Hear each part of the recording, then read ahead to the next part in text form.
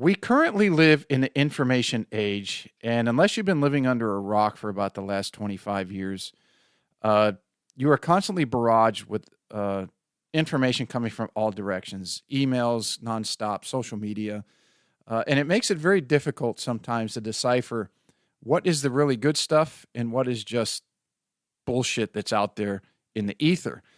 And my guest today has spent his entire career in understanding, learning, determining, testing, uh, continually following up with the empirical data, in particular as it relates to you, the individual, your metabolic typing, what you should be eating, what you should not be eating, what you should be drinking, what you should not be drinking, how to be at your optimum, be it if it's just for your overall health and or your sports performance. This is his second visit to the show, and I was very, very fortunate and lucky to have him on again. His name is Dr. Michael Hollis, and he is a board-certified and licensed naturopathic doctor that is sought out by people all around the country and all around the world. Athletes at the highest level, your hard chargers who, let's say, people who are working 40-plus hours a week, they're getting into the gym 10 to 15 hours, they're playing golf 3-4 times a week, or just if you're an average Joe and you're doing your career, you're spending time with your family, and maybe let's say you're only getting to play golf once or twice a week in a shortened, let's say, summer season if you're in a colder hemisphere. Regardless of what you are, optimum health is something that has become very skewed in today's world, especially in the country that we're in the United States, and that we have an obesity epidemic, even though we're supposedly eating healthy. So Doc Hollis sheds a lot of light on ways that he and his clients work through where they are, where they need to be, and then the path and the plan to cross that chasm or take that journey. As he says in today's show, what's very interesting is to answer something directly or just say, no, it's this or no, it's that, and those searching for one method as a cure-all, you're not going to find it in the show. That's not the way life works. That's not the way your health works.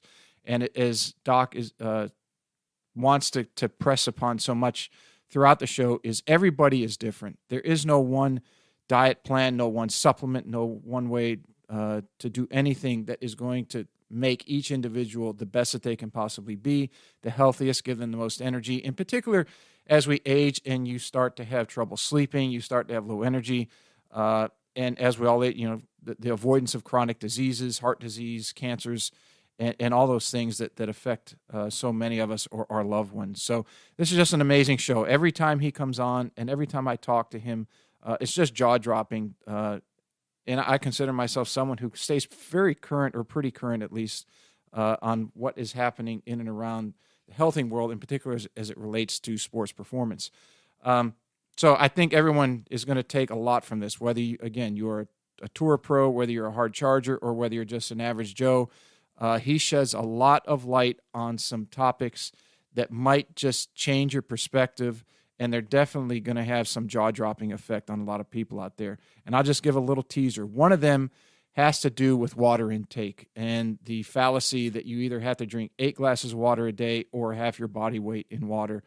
He just simply does not agree with. And I'll let you listen to what he has to say about that and a whole slew of other things on health, eating, diet, etc. So please give it up and give a big Golf 360 welcome to my friend and naturopathic doctor, Dr. Michael Hollis. What's up, everybody, and welcome to the Golf 360 podcast. I'm the host, Pete Popovich. So you may be asking yourself, what is Golf 360?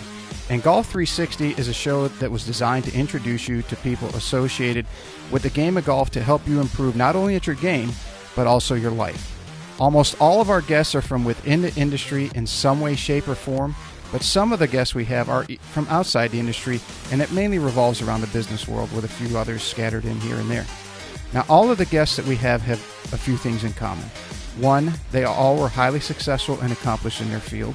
Two, each has something to pass along that will help you in your game and your life. And three, they were all more than willing to give back by passing along the things that they use to help them in their career and even some of the mistakes that they made so that others don't make them in their journey. So I hope you find listening to them as enjoyable as I did interviewing them, and that each and every one of you benefits from the information that they so willingly and graciously pass along. Hey everybody, I want to give a big shout out to a new sponsor of the Golf 360 podcast, and that's Affinity Wealth Management Group. We all work exceptionally hard for our money, and none of us can afford to let that fall into the dark abyss of the big box financial service firms and their jack of all trades and master of none mantra, which basically means you become a number within a cookie cutter model that's also often accompanied by massive fees. Your future deserves more than average returns and little attention. At Affinity Wealth Management, they ensure that your financial goals receive highly individualized, tailored attention from experts, not just advisors, who are in the industry to be great and not average. As a client of Affinity Wealth, you receive a customized solution to your customized life, keeping in mind your family's financial situation, values, and risk tolerance.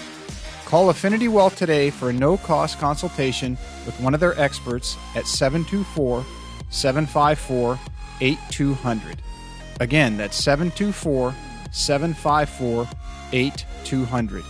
Or you can also check them out on the web at www.affinitywealthmg.com. That's AFFINITYWEALTHMG.com. This podcast is brought to you in part by Just Thrive Probiotic. You may be surprised to learn that your digestive system is the key to creating and maintaining the quality of your physical, mental, and emotional health, and it's one of the body's most essential systems. That's why the majority of nutritionists today highly recommend probiotics as an indispensable nutritional supplement. As a discriminating consumer, you've probably been searching for a probiotic that is proven, potent, and effective, and you found it. Just Thrive is your best choice for maintaining a healthy lifestyle. Just Thrive Probiotic captures the power of hundreds of thousands of years of nature's design with a specialized bacillus strain formulation that guarantees survivability through the stomach and upper digestive system. Supports optimum gut health, digestive health, immune health, and delivers antioxidants. Great for adults, kids, and the whole family. Use promo code GOLF360 at www.thriveprobiotic.com for 10% off your order. All right, we're live, rocking and rolling with Dr. Michael Hollis. Doc, thanks for making the time to come on again. Hi, Pete. By the way, it's so hard for me to transition. Pete and I have been talking for about 15 minutes. It just makes me feel more honest when I say that when we start. But hi, hey Pete, how are you? Right, exactly. And sometimes I've had some guests that we've gotten 30, 40 minutes sometimes, and I got to tell them, hey, hold that thought, because we just blew through a whole bunch of great stuff in a general conversation. Yeah. And I tell people who haven't come on the show and I've reached out to, and maybe they have some concerns because, I mean, they know what podcasts are because they've become so popular, but they haven't done one. And I tell them, I said, look, this is not, there are no gotcha moments in this. You're doing me a favor coming on. I tried to get your information and you out to as many people as I possibly can. And there's no way, shape, or form I'm going to try to do anything to push the show over having somebody's something that they maybe said that they shouldn't have, or whatever, if they, and well, I'm the king of that anyway, so I'm sure you guys will be hearing little interruptions throughout this thing where we had to cut out something. So but you're a very easy guy to talk to, so likely less of those than maybe in other circumstances. No problem. And one thing I butchered as we were talking before we came on, the last time you were on, and I think it was your title, and I had the wrong one. And I guess it would be technically you are a naturopathic doctor. Is that, do I have that correct this time? Yeah. Why, was that the endocrinology thing? Yeah, I had put in the title, or something. I put endocrinologist. I'd love to have that on my title, but I can't because I'm not a technically quote unquote endocrinologist.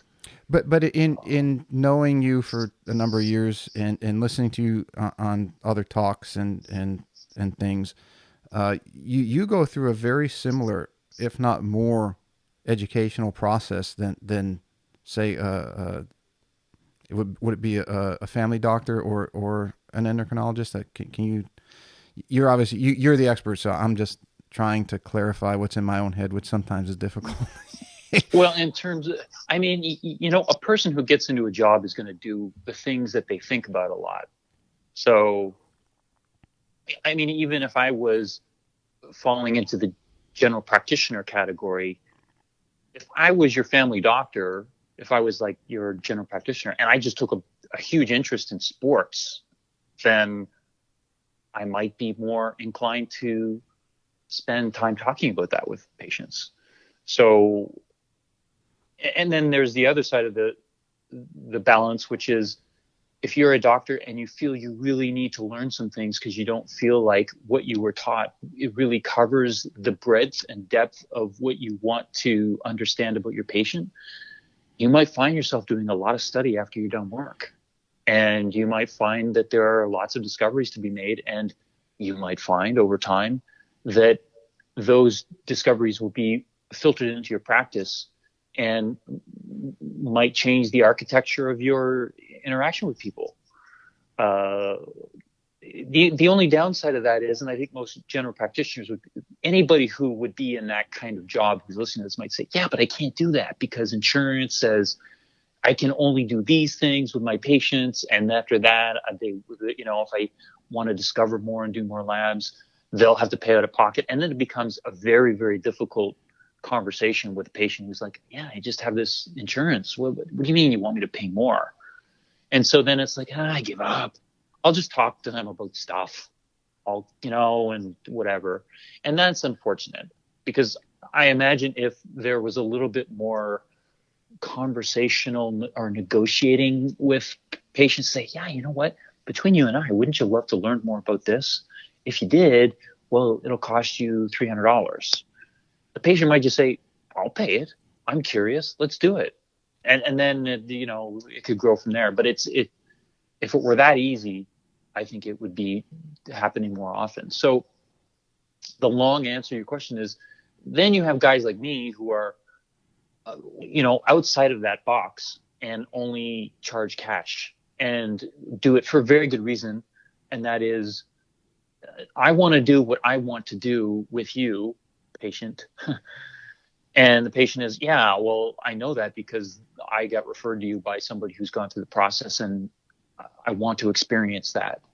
And so here we're going to go and do all these different tests that you've never heard of. And if your GP looks at them, they'll be like, I don't even know where to start with this stuff because it's not it's not my bowl of soup. Mm-hmm. And, but you can learn a lot more about the way a person just walks on the planet rather than whether they're going to be, 2 months to live or not, which is what a lot of your standard labs are kind of designed to do is, there's a small portion of the labs that say, you're on your way to something, let's treat it early. But most of it is, geez, your numbers look bad. You better get on the table because we're going to have to operate, whatever. There's a whole other world that says, hey, well, why don't we just see how your body works? And, it's not going to tell us that you're living or dying. It's telling us that, how you're different from other people. And if we fed everybody the same food, 20 of those people out of those 60 people will use that food very differently than the remaining 40 people. Why is that? And where do you fit in that? And what can we do about it if it doesn't feel like it's working the way you want it to? And then you might be listening to this saying, well, why would I even care? Don't I poop out what I don't use? Like what? And the part of it is, let's say that you were a professional basketball player. You grew up in a household, your brothers and sisters were gifted. You were all just naturally gifted for running up and down the gym and throwing balls and hoops and stuff. And it was easy for you. And that's all great because it'll win you a scholarship and you go to that college you want, whether you want to continue to play basketball or want to get, a good education out of it is, another option that's available to you. That's all good. But here's the thing. There's going to become a point when, let's say you get in the NBA around 25 or 26 is when all of your growth kind of starts to peak, and all of those great hormones and juices in your body that make you this amazing athlete start to ebb and drop. And then, you wanting another 12 years left for your career so you can, buy your mom a house and live you're on your own island or whatever it is you want to do, you're going to start asking, well, why is it that I can't keep eating my, steak and potatoes every night? I lived on that stuff, and I played amazingly, and suddenly, my steak and potatoes aren't working for me anymore. And that has a lot to do with that other, 20 people that out of the 60 people, they got those very interesting numbers. And that's where changing things up for those people will really make a difference in helping them to maintain their health. And for that basketball to keep playing at a peak level without getting these, horrible injuries that seem to plague people after about 3 years of playing in the NBA, is to figure out, okay, well, how can we protect your body's ability to maintain its tissues as best we can with the tools that you have? You have the brain, you have the nervous system and the muscle memory to do all these things really, really well, but can your legs carry you through that anymore? And, how weak are your ligaments? You're never going to know until one of them snaps. But what we can do is say, well, hey, this report shows us that you're not very good at building collagen, and collagen is what makes those ligaments strong. So you're on your way. And it could happen tomorrow. It could happen 2 years from now. But let's see what we can do to feed this system so that is not a weak area of you, supplying the means to regenerate and fulfill those tissues and make them healthy. And that's where those kinds of conversations become very important to certain people.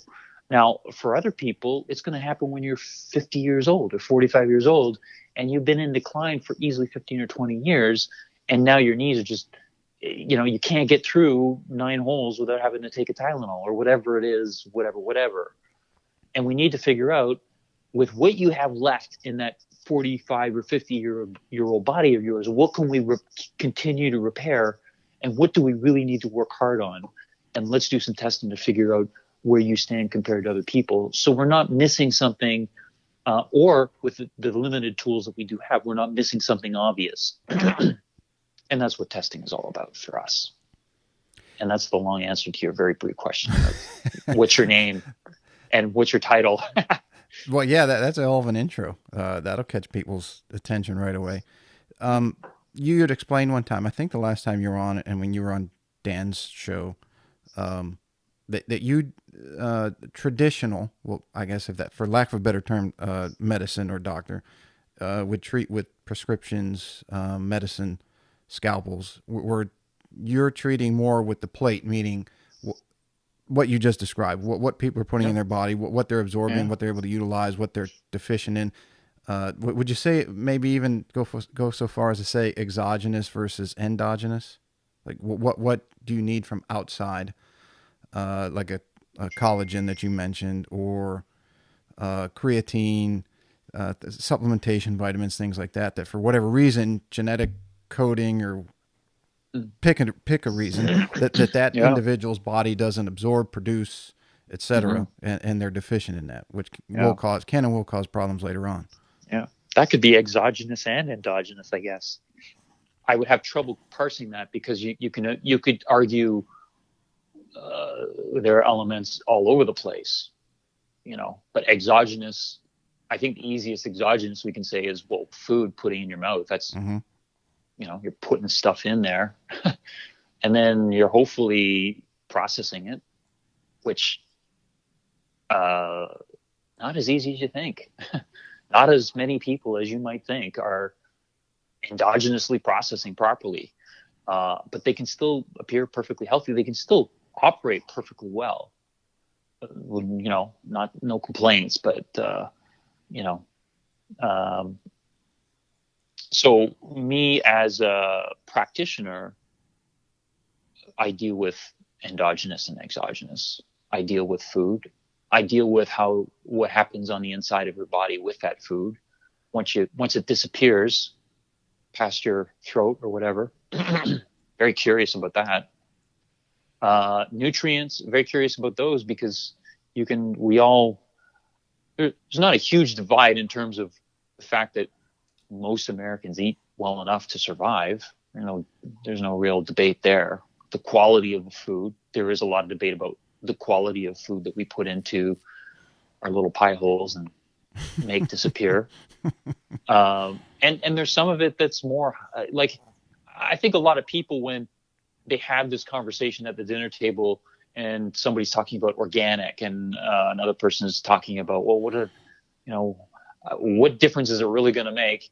I think there's a lot of hype with a lot of the discussions that revolve around the types of food that we eat and their alleged benefits. And I'm pretty much on the dark side of every discussion when it comes to that. I like to be, I suppose I end up being very provocative because I wonder about the veracity of certain statements from certain groups of interested individuals about diet as to whether the information that they are drawing from is accurate in any way whatsoever. Unfortunately, there's just a lot of inaccurate information about some of the things that a lot of us hold very true in our lives. I mean, there are a lot of people who eat a certain way because they think it's healthier, when in fact, I mean, we're going to learn in 20 years whether they're right or wrong, but we don't know now. And,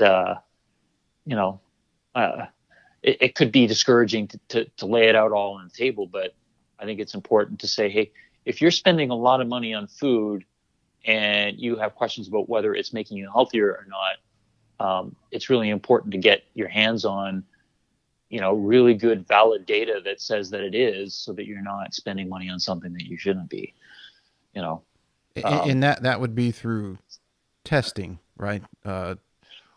Or blood testing, good studies, right? Good research. I mean, for me, everything comes from good or reasonable or attentive research. A data point in a research article that says this means this, we're pretty sure.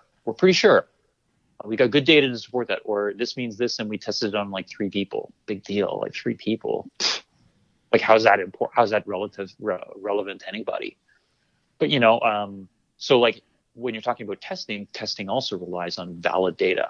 I remember doing a test for maldigestion, and it took me a year of using it religiously to then realize that the data that we got that validated the use of that test, it was on 2 people, and they were twins.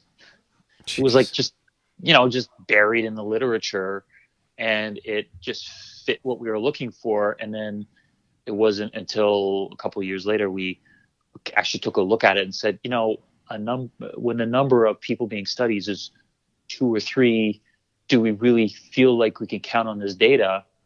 And the answer was no. And so we stopped using it, So so it goes back to my original point is, you could talk about vegans better and, beef is bad for you and all this stuff. And you really need to join that conversation with some good, thoroughly applied data on thousands and thousands and thousands of people over a long, long period of time to see if you can pull out some trends that are meaningful to somebody who grew up in Texas and eats meat all the time. Because it's not really fair for you to just jump out into the media and say, well, vegan's better for these reasons. So this is us, I guess, our first foray into eating stuff. But there is value to saying that here are some data points that say that eating vegetarian is better for you for certain things than eating meat is. But most of my oversight in these areas is it's not a permanent thing. It's more like a preparation thing. So a lot of the advice that I'll give to my athletes is, and I had this conversation with somebody about a couple of weeks ago in depth, because he happened to be very curious about it. I would say, hey, I know what it's like to be on the road, and I know what it's like for game day. You have your game at whatever time during the day, and you don't get back to you don't have your shoelaces tied up and your jeans on, and you're out the door, and back to normal life until well after dinner time. How do I manage that? I'm getting on a plane or I'm going back to a hotel, and by the time I get everything sorted out, it's like 10 o'clock at night, and that's my dinner. How do I do that? How do I do my pre-game and my practice prep and stuff like that? And the overall is, we know that if you eat lots of animal protein, that there are animal-based peptides. Those are like little pieces of the protein that you're eating when you eat beef or lamb or whatever it is you eat.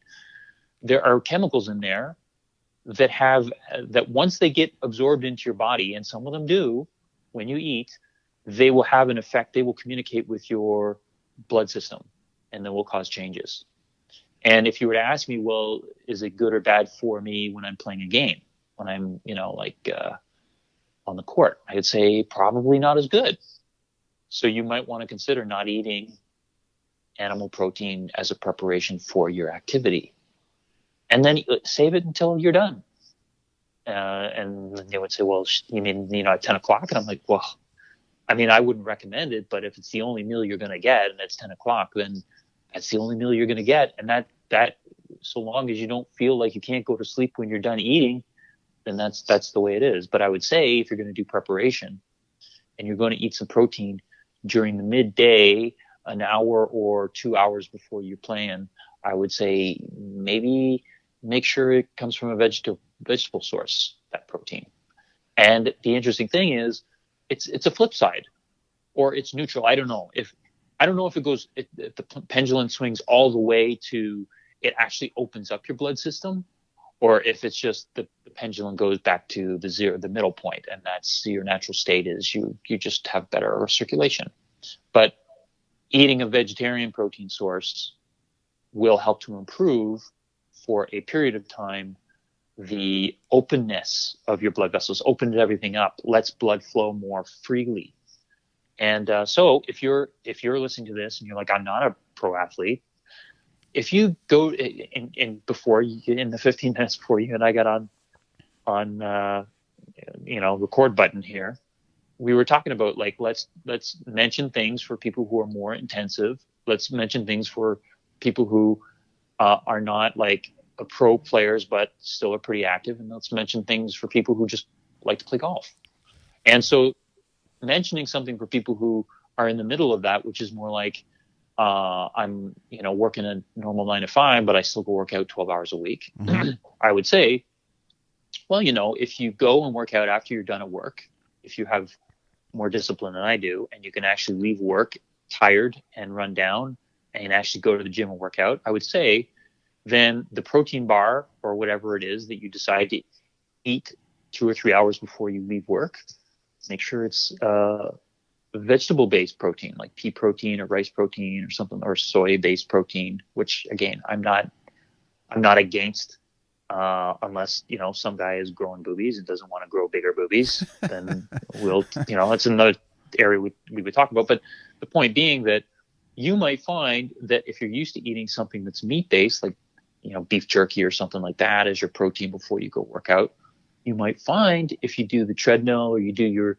spin class, you just might find that the dial's a little higher and you feel the same way that you did a couple of days before when you ate a lot of meat protein before. And if you notice that, then you can probably say, yeah, those little peptides that we find in meat, well, I'm pretty sensitive to them, and it closes up my blood vessels. And I find that I'm more gaspy, I'm reaching more for air, and I feel like I'm leaden-legged when I do my spin class. Whereas this time when I, just ate the vegetarian protein, I felt pretty good.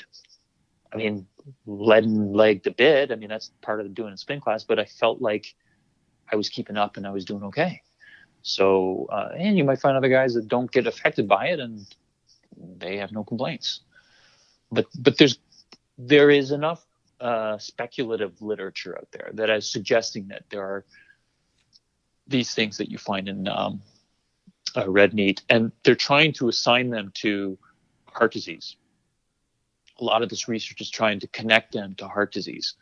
And between you and I and all the people that are listening, I've seen the research, and I'm really disturbed by what they say in their reports, because it seems to lean towards, hey, we found these things and they might be atherogenic, which means that they might be contributing to cardiovascular disease. And then you look at the data and Cancer it's as like, well, right? Heart disease and yeah, cancer. yeah. But the thing is, the data, I could be wrong. Please, let's start with just I could be wrong. But when I look at the data, I'm like, where are you getting this from? Because I don't see it in the data. Um, I can see in the data that maybe there is a very small bump in the probabilities of, like, we're talking about lottery winners likelihood situation here. And hey, we're not playing like the millions lottery. Maybe we're playing the $100 lottery. Okay, so 1 in 200's chance of a change in the way things work that you might be more susceptible. And to me, like, as a guy who plays the odds, I would say that's not enough for me to warrant giving up on eating a steak when I want to eat a steak. It's more like well, maybe, I'm whatever years old, I'm getting older. I know that I need to do certain things, and I will do those for sure, but I'm still going to eat some meat, because it's not probable enough that I'm going to be concerned about it. Those are the data points that are coming up. But hey, if I saw data points that were like, you're going to probably, out of 20 people, 5 of those people are likely going to have a fatal heart attack before they're 70. I'm like, okay, let's find Pete, get the record button going, and just put that message out there. Then I would say, don't eat whatever. Fingernails. Don't eat fingernails. They're way up goes the cardiovascular risk. Why bother? Well, because there's so many variables involved in that stuff. At least, and let me back up and preface what I'm about to say with this. Is so I have many years ago I did martial arts. I did jiu-jitsu. I did karate, and when you got to black belt, the general populace thinks that black belt is this, that you're the deadly assassin. You're deadly, yeah. But when you're in that field, that discipline, all that means is now that's a green light for the higher, like 5, 6, 7th degree black belt to really just beat on you, because you're good enough that you should know how you know how to block, you know how to carry yourself, you know how to do the moves and whatever you're going to do. You can take a heavy hit now. Yes, and now if you don't protect yourself, they're not going to break a rib, or they, most wouldn't, but they have free range now to hit you. And why preface this statement with that is, you and I have had enough conversations, had enough with Dan and other Czech people, Charles Poliquin guys, Preston Green, that I know enough to be dangerous, and I know more than the general population. But when I talk to people who are experts like you guys, it's like, yeah, I'm not even scratching the surface. But what I'm getting at is, if you take meat, for example, I mean, there's so many variations in okay, is it grass-fed versus grain-fed? Did they eat it every day? Were they eating more than 3 to 4 ounces at a sitting? And to your point earlier, where, someone comes out with a study and says, okay, well, our study was conclusive, but we did it on 2 twins. And, and this is very interesting that you brought that up, because I was listening to Dr. Peter Attia, who is the world-renowned oncologist and oncology surgeon from Johns Hopkins. And then he started the longevity clinic. He has one out in your area, out in LA, and then one in New York. But I'm on his email list, and he sent one last week that was describing, is breakfast good for you or bad for you? And in one study out of a university, I'm not going to throw them under the bus, said that, and I might have this a little bit off, but something to the effect of it, if you don't eat breakfast, then your chances of getting cancer increase by over 60%. So his longevity clinic goes back and they dissect studies. How were they done? Were they done correctly? Et cetera, et cetera. Like, aspartame was one they studied, that they said, unless you're taking copious amounts of aspartame, it's not going to be that bad for you. If you have one Diet Coke a week, you're not going to fall prey to some disease. But but this study is an example. And once he tore it down and looked at it and read it, he's like, no, this is not correct. This is not how you do conclusive studies. Yet it's out there in the ether, and people are reading it and saying, you go to a local gym and there's a nutritionist and says, well, if you intermittent fast, you're going to run a higher risk of cancer. When the literature talking to you says no, that's contrary. If you do fast, you get a whole bunch of benefits from it. Yeah. Autophagy, to name one, and on and on and on. You give your digestive system a break. The body starts pruning things, so to speak, that cells that it doesn't have to feed anymore, and therein is where it helps with cancer removal, or a predisposition not to have cancer, or the likelihood of getting cancer is not as high, or any serious degenerative disease. So it's to elaborate on your point, for someone to blanket statement say, well, steak's not good for you, or red meat's not good for you. Another case in point would be the documentary Forks Over Knives. I don't know if you saw that one. That's a few years old now. But once I think they dug into the literature, and I think the study was done in China.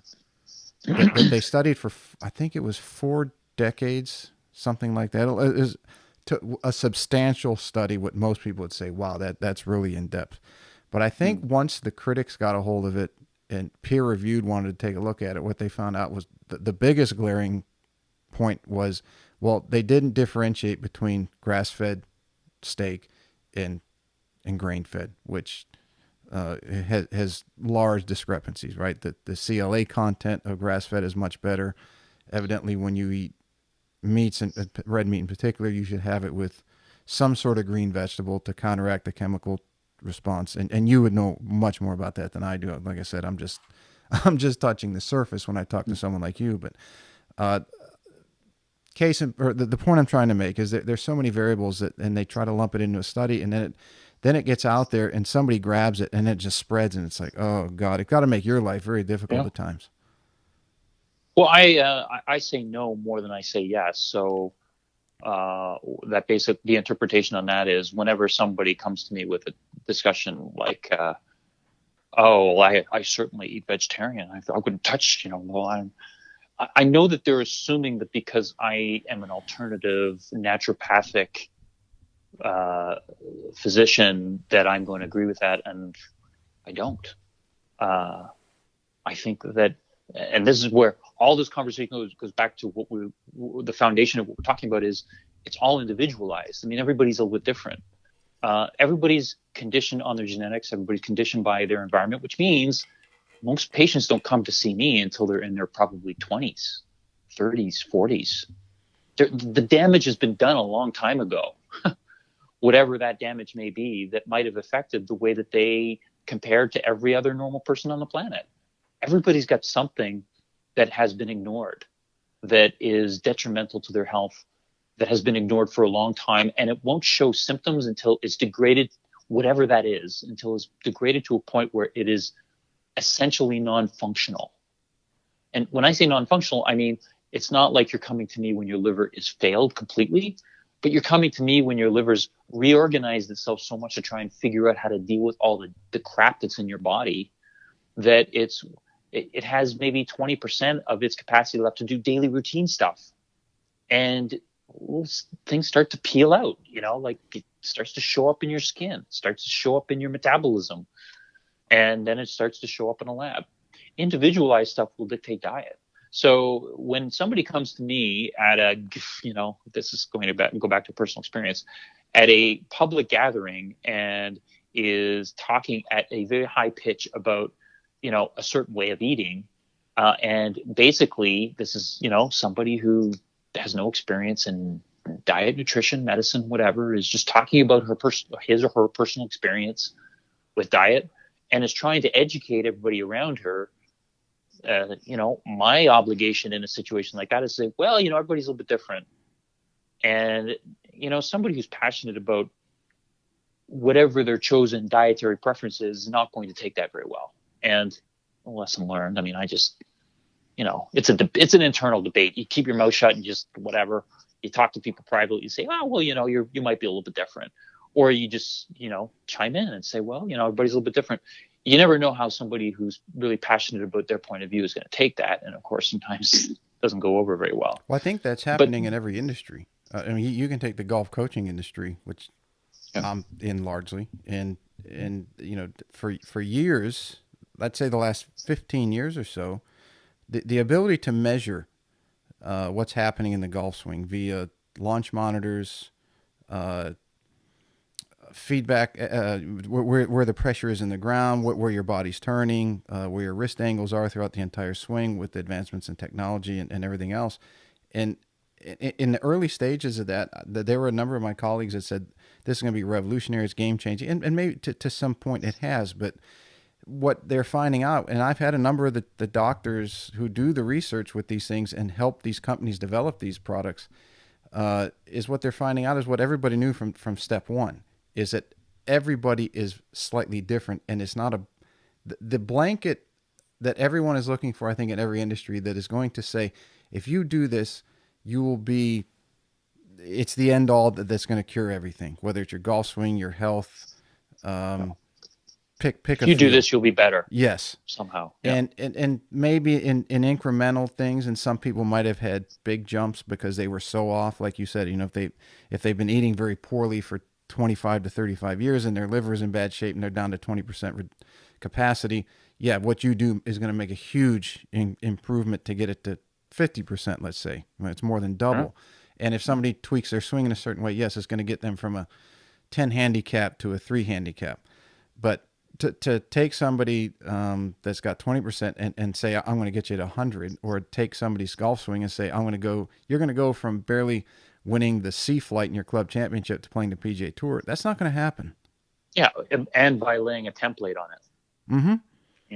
And they're finding out everybody's different. It's like, how does the formula change? In the machine and just it'll make it all better. It doesn't. And then in talking to you enough and knowing my industry and understanding the health side more every time we connect, is that recipe for improvement, be it your health or your sport, changes as you change, whether it's age or whether it's getting your body back into what, first having an understanding of what health is, because most people are so skewed, it's unbelievable. Mm-hmm. And then getting healthy, and then how does your body adapt to that? Yeah. Right. Yeah. Mm-hmm.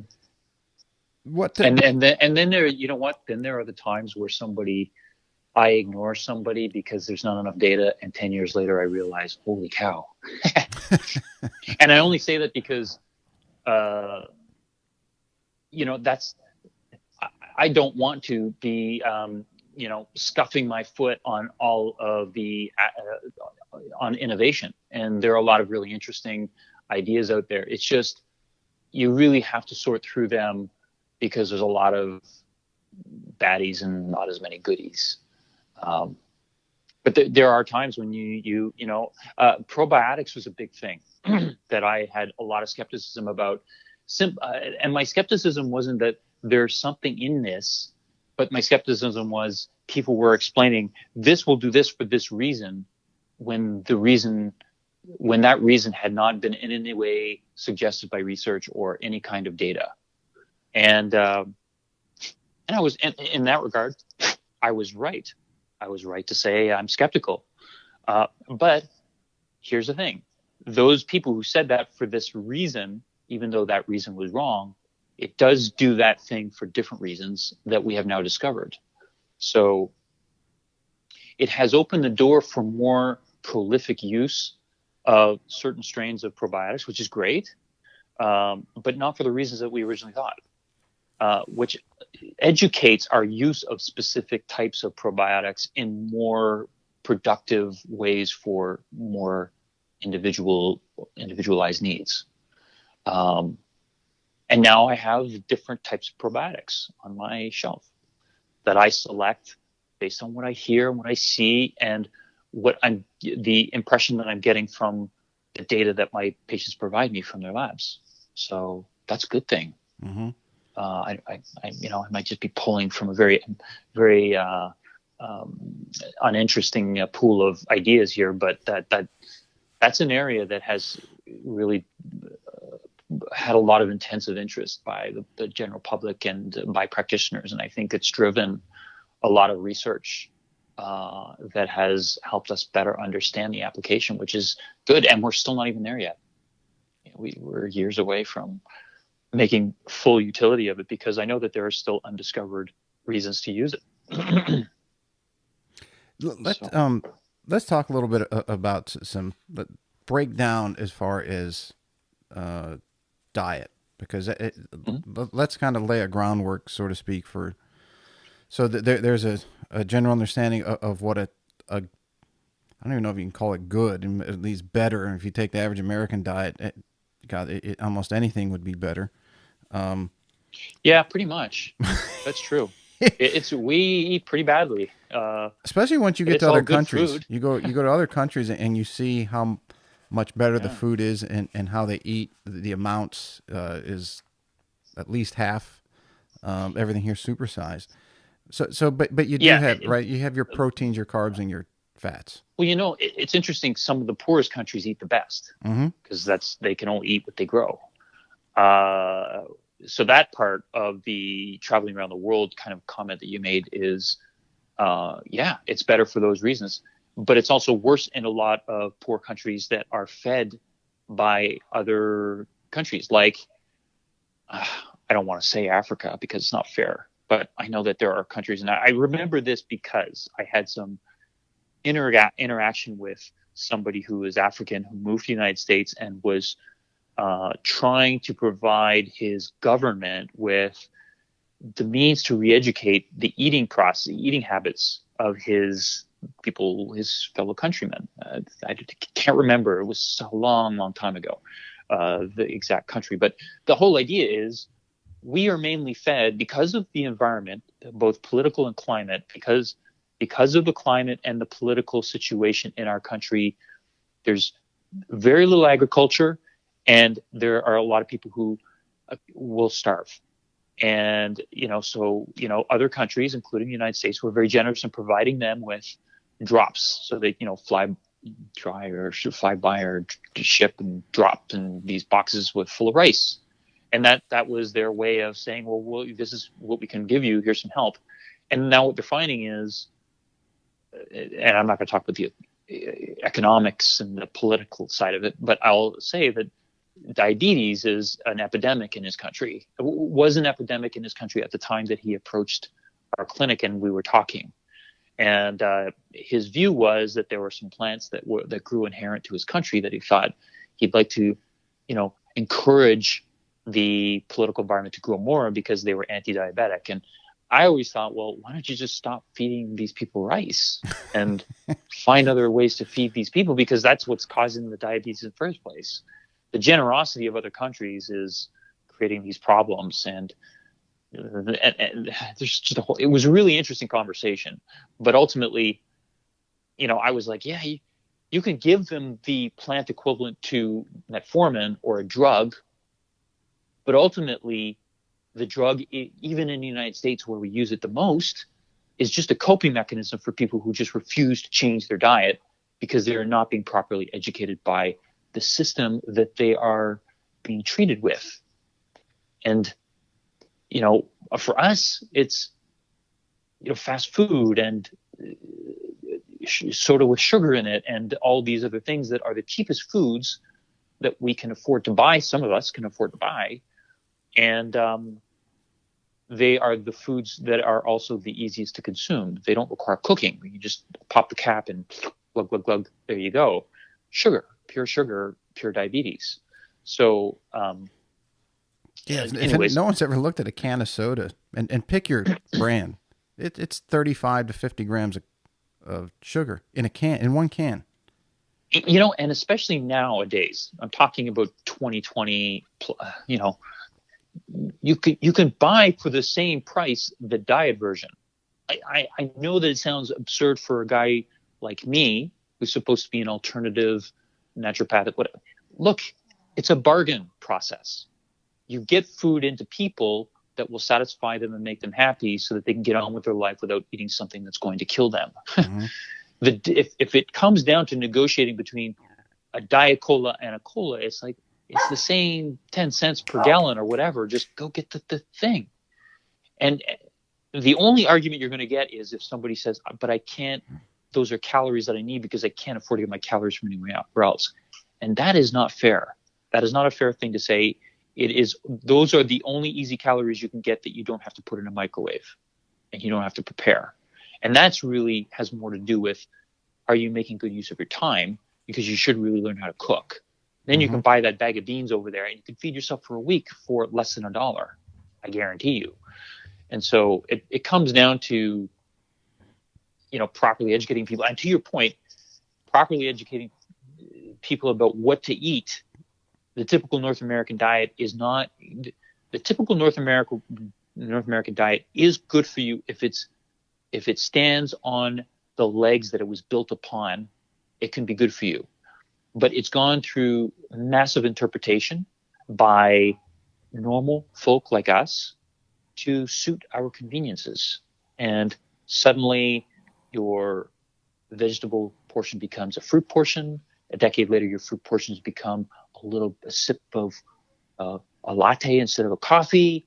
And then a decade later, it just becomes full on opening a can of Coke and guzzling it before you run out to work. And the translation process has been provoked in so many ways by the public influence that has gobbled us up over the last 3 or 4 decades through TV, magazine ads, radio, internet. It has, foods are not sold for your health.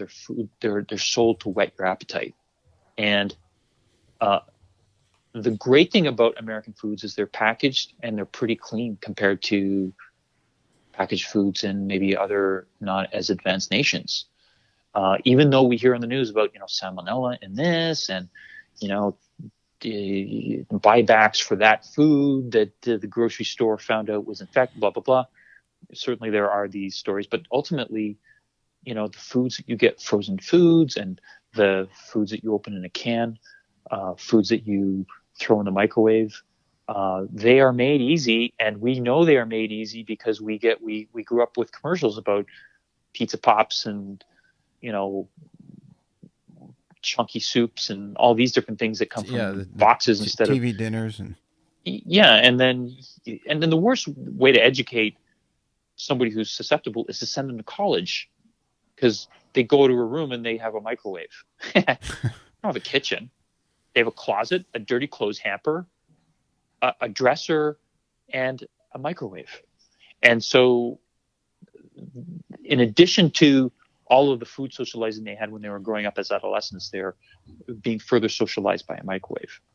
And then their food selection is tailored to what's available to them. And by the time they get out of school and they're into the real world, they've never learned how to wash a dish yet.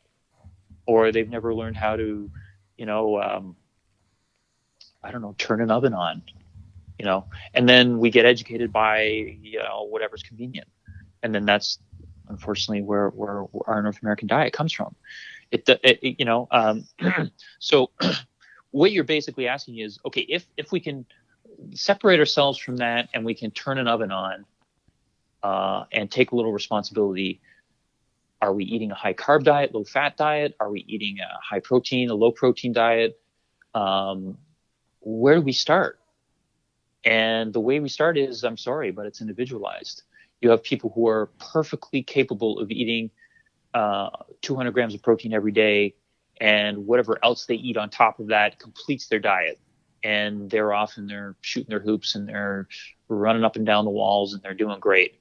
And for the guy that they play basketball with, it's plant-based protein less than 90 grams a day, and the rest is fiber and complex carbohydrates. And then the question becomes, well, how do we distinguish from one to another? You distinguish that by looking at the systems in their body and seeing how they handle protein, seeing how they handle carbohydrate, and seeing how they handle fat.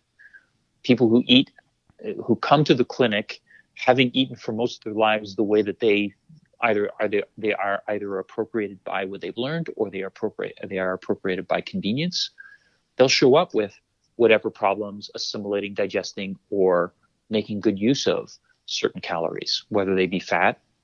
You have guys who cannot digest fat, and it'll come up in conversation. The way that they digest food shows that the fat is the part that they're having a big struggle with. But some people is protein. Some people eat a steak and they're done. They can't even get up off the chair at the meal table. They just want to take a nap, or they feel horrible. They get gut pains or whatever. So clearly, then we have concerns about protein.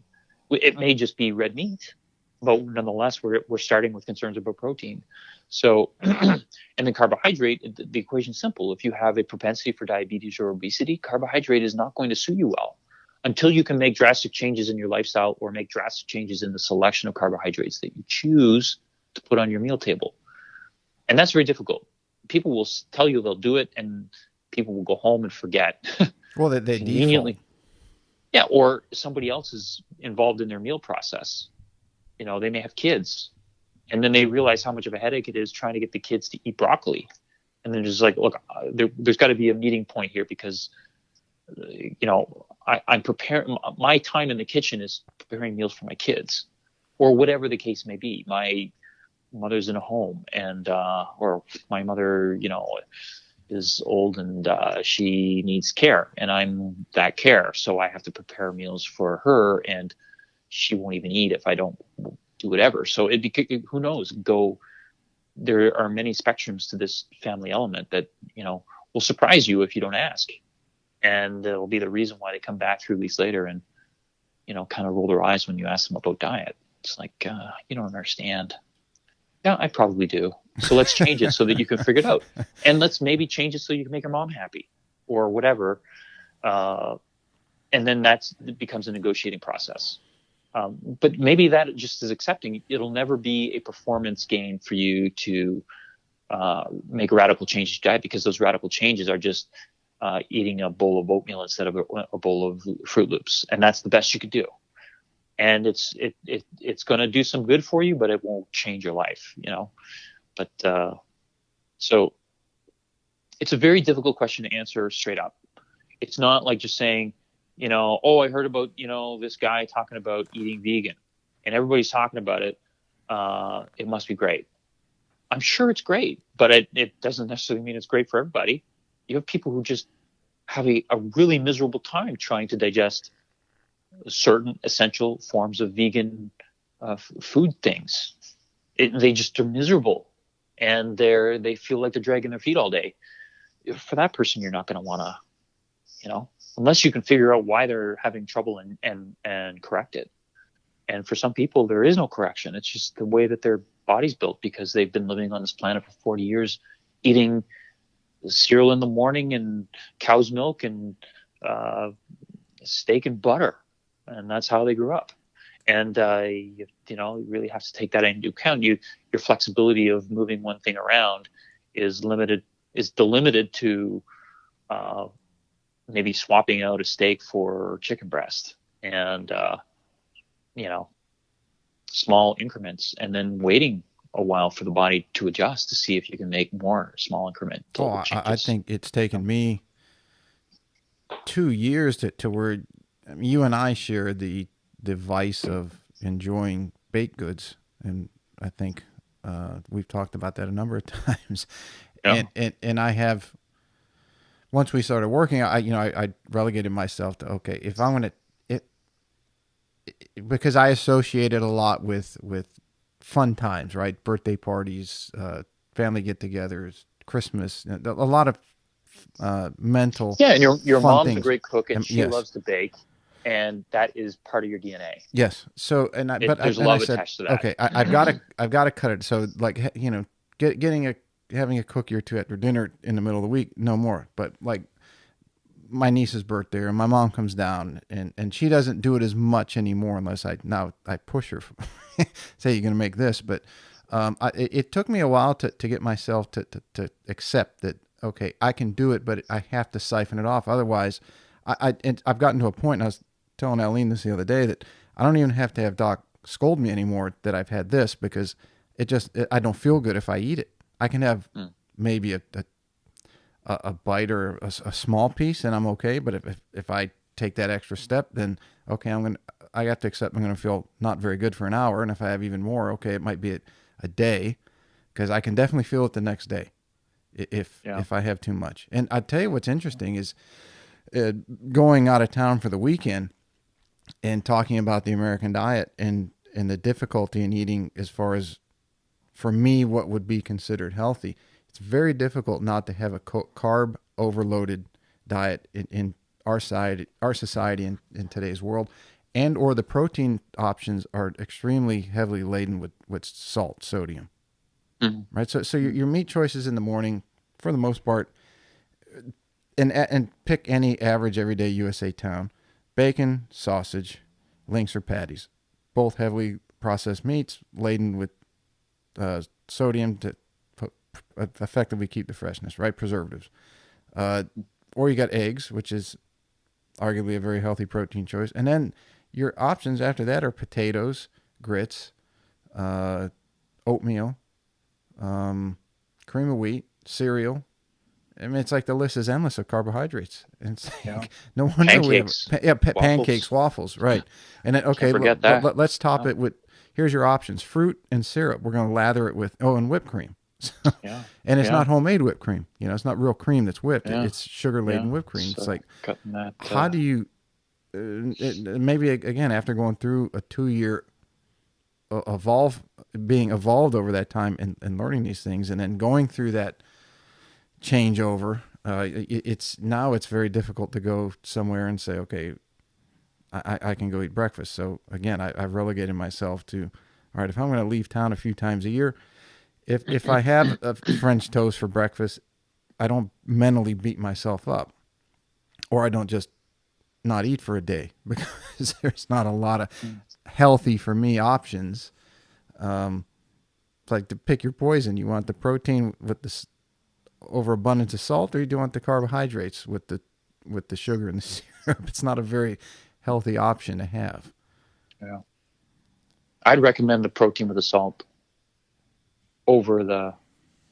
I mean, if anybody's going to take something away from this conversation, they're going to be like, okay, well, what do I do? Mm-hmm. I take the protein with the salt, simply because I think it in the long run, your body can figure some things out with the protein, whereas it really perpetuates a lot of the, American health related issues to go with the carb side of it. So, as far as the carb side, because we had a discussion not too long ago about, so let's do the differentiation between, you have your average everyday Susie or Joe who does their 9 to 5. Maybe they walk a mile or two in the morning or when they get home from work, and that's the extent of their physical activity. Then you have maybe your hard charger who's 40 hours a week, and then they're going to the gym 10 to 15 hours a week, and they're playing sports. Let's say they play golf 18 holes twice a week. And then you have your professional athlete, or people aspiring to be professional athletes.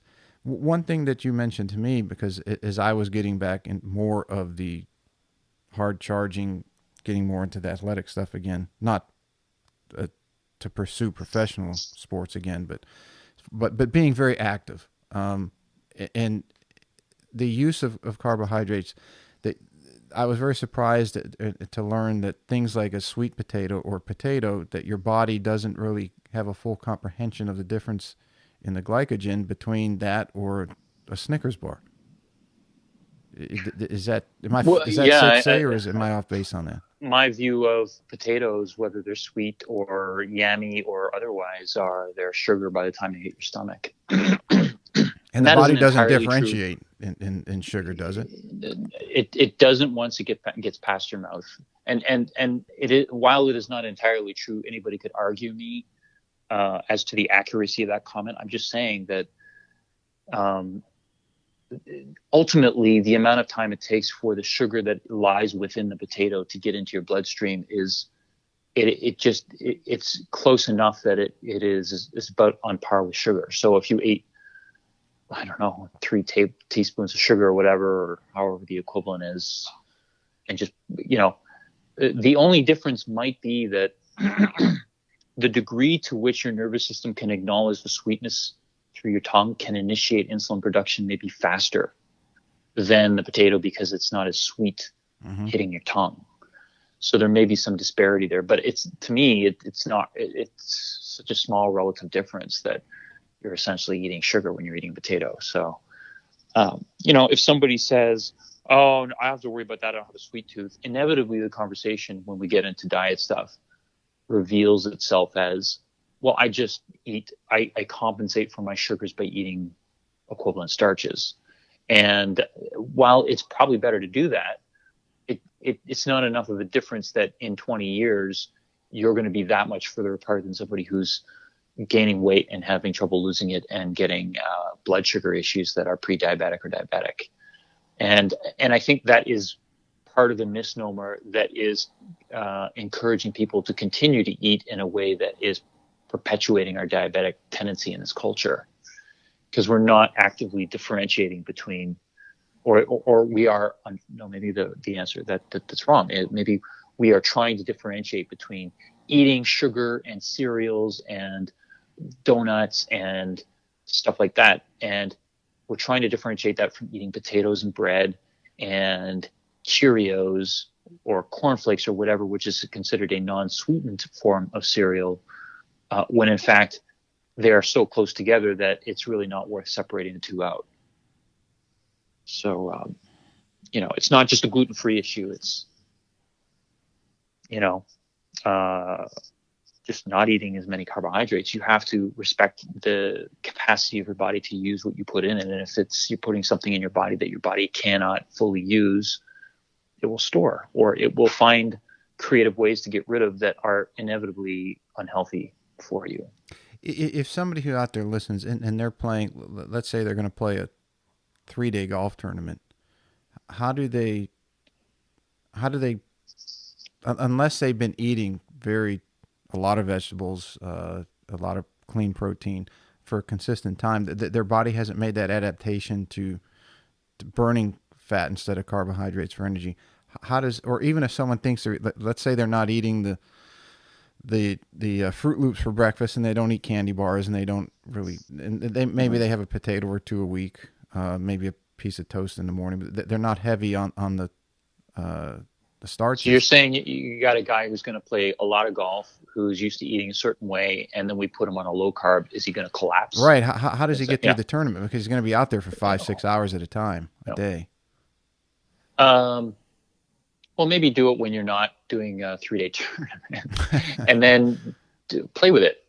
I mean, golf is more forgiving because there are days when you're competing and there are days where you're just walking around practicing. Mm-hmm.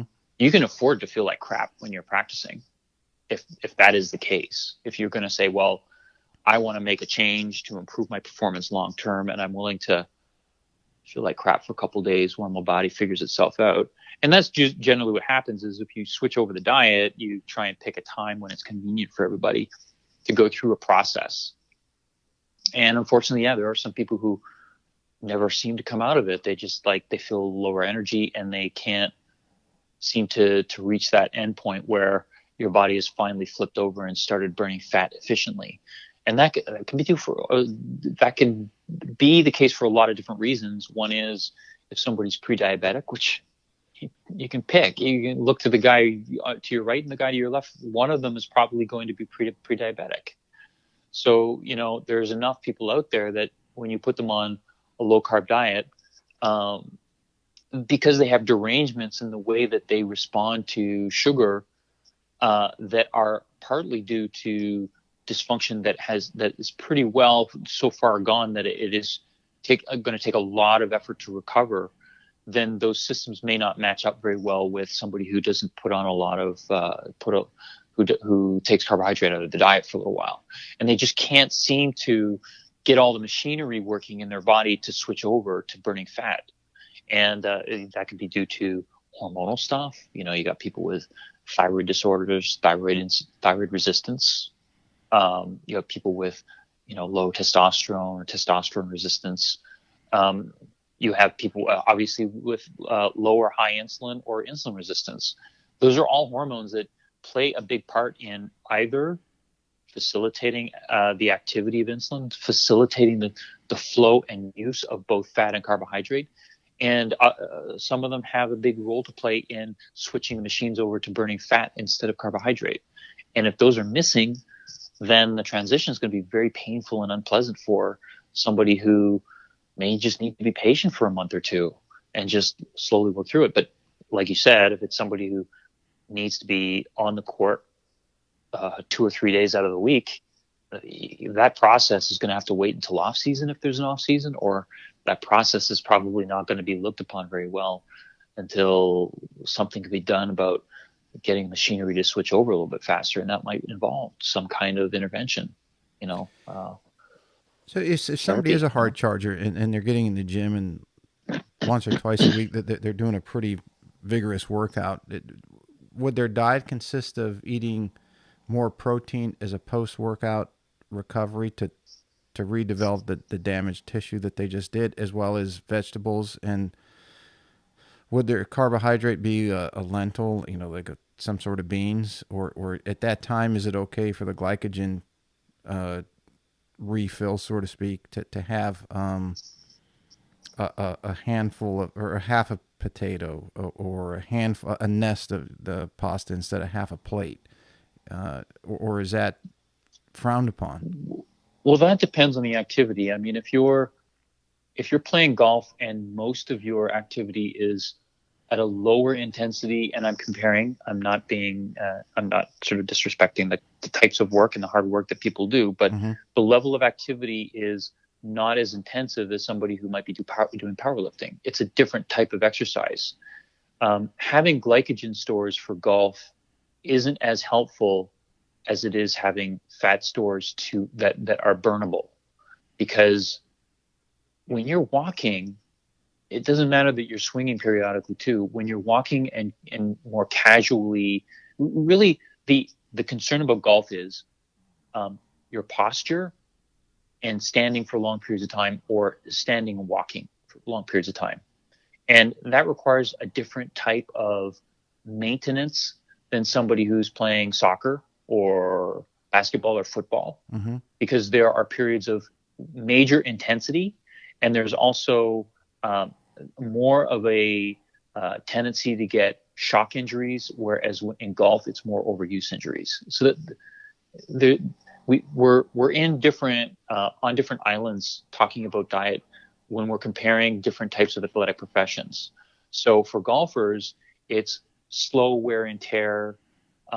It's the effect of insufficient circulation on joints that are weight bearing, because if you don't have good circulation through the muscles and tendons and joints that support, like your lower back, the mid back, which kind of supports the torque of your swing, your hips and things like that, what'll happen eventually is, because you're on your feet so many hours of the day and you're standing, torquing and twisting and applying pressure to these areas that are, your 50-year-old body it doesn't have good circulation. What happens is the continuous compression on the joints without sufficient circulation to kind of move oxygen, move nutrients in, move refuse of metabolic activity out.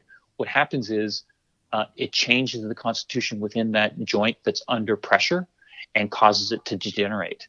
And if you don't give ample time to heal that by alleviating that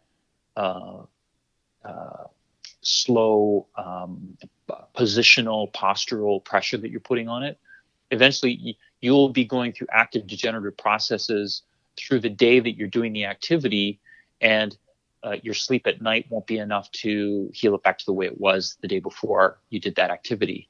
And you'll get to maybe 99% the next day, and then you'll go out there and in 99 days, you'll be at maybe 40 or 50%. And at that point, you're at risk of having a permanent loss of articular function.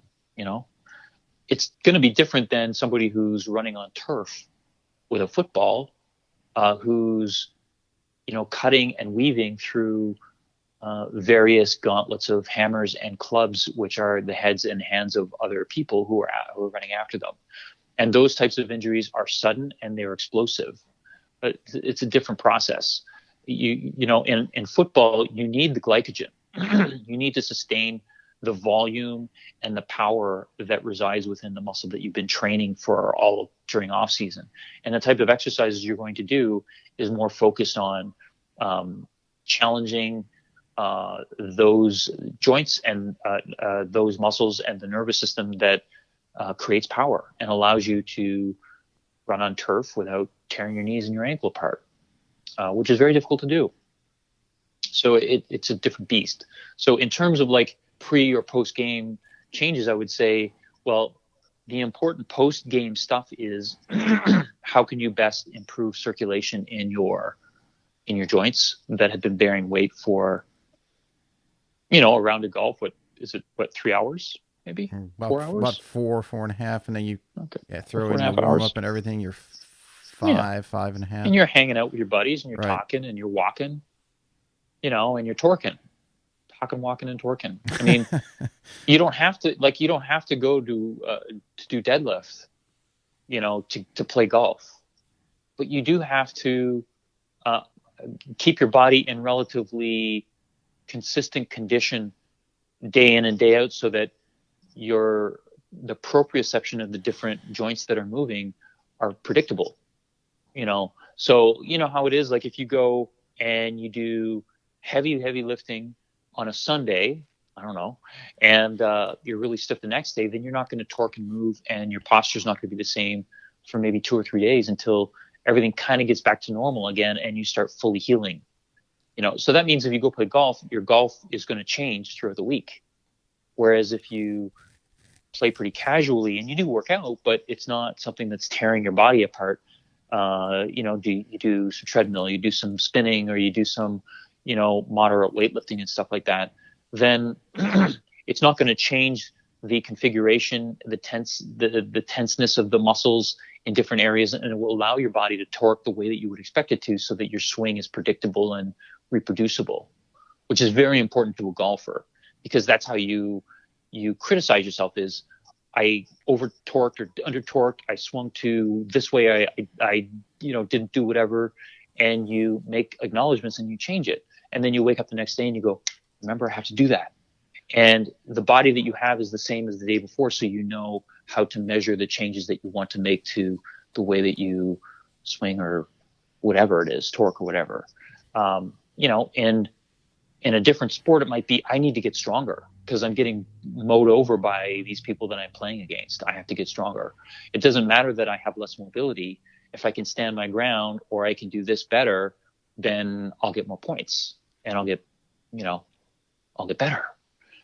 So you feed that differently, So for guys playing golf, those rules are not as much of a concern, other than maybe anything that can help to improve circulation.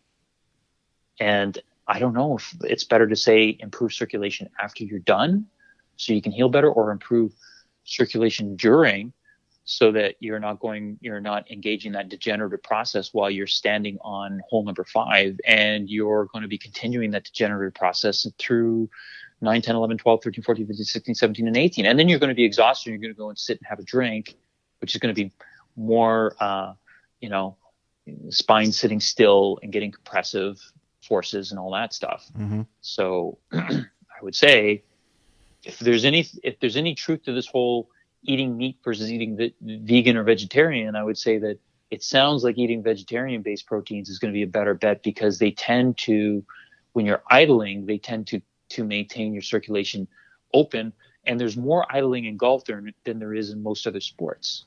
So vegetarian sounds like eat before and after a good thing, but it doesn't mean that you can never have meat again. It just means that maybe now we should be more thoughtful of some opportunities for vegetarian stuff to incorporate as alternatives, and then see how much we like it, so that we can start infusing it into our regular eating habits. Because you might find some things that you really don't mind at all, and having a steak on the weekend, or on your off days when you're probably not going to play golf, maybe that's the better way to go about it. And you can still get your maybe over 100 grams a day to kind of just make sure you're meeting your requirements. But more than eating for golfing, I would say be open to engaging in other activities that help to spare those joints and help to feed the rehabilitation of those joints. Yoga is really good because, a lot of the poses, you're lying on the ground. You're not standing on your feet. You're doing the downward dog. Yeah, you're doing things that oppose the usual compressive forces that are traditional for people sitting in an office and people, sort of leisurely walking, and people putting torquing forces on their joints when they're swinging. So things like that. The Eldoa stuff, which, you're very familiar with, you and your work with Dan, and that stuff is really designed to, even when you're in a sitting position, you're actively trying to uproot those compressive forces and use your own body, your own internal interjoint forces to help to open those up and create more stability. Mm-hmm. And again, you're not talking to the right guy to get the right information about Eldoa. You talk to Dan about that because he knows better than I do. But a lot of that is to help to open up the usual throughput of, our arteries and veins and nervous system through all the compressive interfaces of the fascia and the muscles and the folds between muscles and the folds between joints that tend to potentially get in the way of the nice flow of oxygen and nutrients in and out of the joint tissues. And that's why Eldoa and people who are practitioners of Eldoa can really bring about a lot of relief to people who have long-standing compressive force injuries in different parts of their body, including their neck and their mid and lower back and shoulders and things like that, and hips, without maybe doing surgery, which a lot of people, it's the first thing that they think about. You might not have to do it. Imagine, the possibility of learning to do some exercises that will help you to avoid getting surgery. I'm not saying that happens all the time. I'm just saying that might be before you go and go under the knife, maybe consider doing things like that. And like I said, maybe some dietary inputs might help. That's interesting you bring that up, because obviously I've had Dan on a couple times and he's talked about a lot about the Eldoa. I've had Coach Gil Bosch, who is it's GOATA, greatest of all time athletes, that they have a program that gets the energy flow of the joints and the body movement patterns, releasing and holding that energy and then releasing it the way that they say that the body is designed.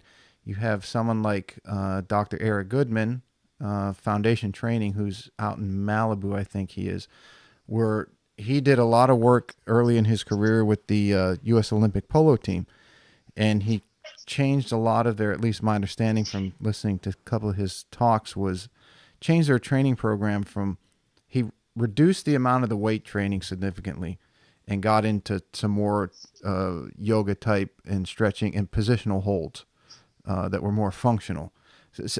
Somewhat similar to an Eldoa, but anyone that's out there listening, I'm not trying to compare what he's doing to Eldoa, but similar in that it's taking pressure out of joints through a series of holds and or movements.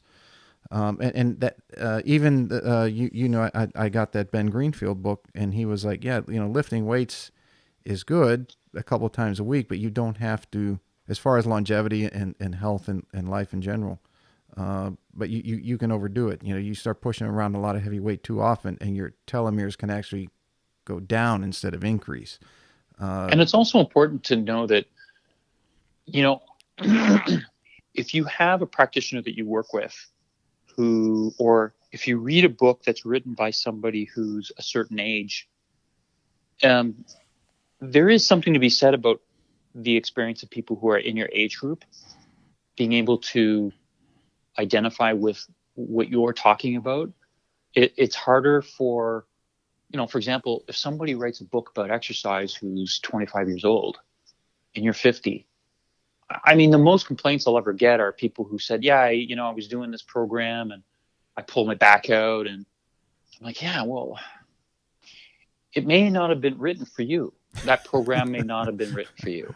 And I know that, nobody wants to hear that. You're getting old. But you have to understand that your body will work at a different pace than a 25-year-old. Mm-hmm. So if you're seeing a trainer who's, 25, 30 years old, they may not understand I mean, they certainly will hear you if you say, you know, I have a bad back. But if they've never experienced what it's like to have pulled, you know, like doubled over, lying on the ground, pass me the phone, I gotta call somebody to come and pick me up and straighten my back out. That experience, it's very difficult for a trainer to understand, even if they open a book and say, oh, here's the lower back pain protocol. Mm-hmm. But, you know, when you deal with somebody who's gone through those things and understands that, wow, you know, I'm starting to, now that I've had experience with this and I pulled my back too, and I've written this book, I'm realizing there's more than one type of pulled back out there. And there's more than one emotional response to the triggering that a conversation about a lower back problem has with somebody who's had that experience. And it makes you a little bit more aware of the things that really do work for these people versus the things that really don't work very well, even though they're in the book for those people. And so I do caution that, you know, there's an experiential component to these things, and it's important to understand getting the information from a source. If it comes from somebody who, you know, is like a superstar, you know, Adonis like physique, that hopefully that information's coming from somebody that he's consulted with, who he's just helping to share what he learned from, who has had more experience in whatever that issue is. And I'm saying that because I'm 51, you know, I'm 51 years old. So I'm not 70 yet. So I'm still, you know, breaking my back a little bit more every day, trying to figure it out. But having gone through age, or whatever, you're going to figure out, okay, there is a lifestyle component to choosing protein and not choosing protein. People are more aware of the imminent concern of cardiovascular disease at 50 than they would have ever even thought about at 35. So you can talk to somebody who's 35 about heart disease and say, oh, well, heart disease is bad. You know, you need to do A, B, and C. And, you know, a guy who's 50 is like, screw that. Like, you don't understand what it's like to live with that specter in your life every day when you wake up, because you know, your grandfather died at whatever age, and you're 3 years older than he was when he died. That there are more emotional elements to the idea of when you're talking about heart disease, you got some real stuff going on here. I'm feeling it now. I'm feeling it in my lower back. I'm feeling it in my knees. All this stuff that you don't really understand until you feel. And the great thing about feeling it is, I'm not saying I'm feeling all this stuff, but feeling a lot of this stuff is you do experiment with diet. Like, I know about keto diet. I know about vegan. I know about vegetarian. I know about, high carb, low fat. I know about all these traditional Pritikin and things like that.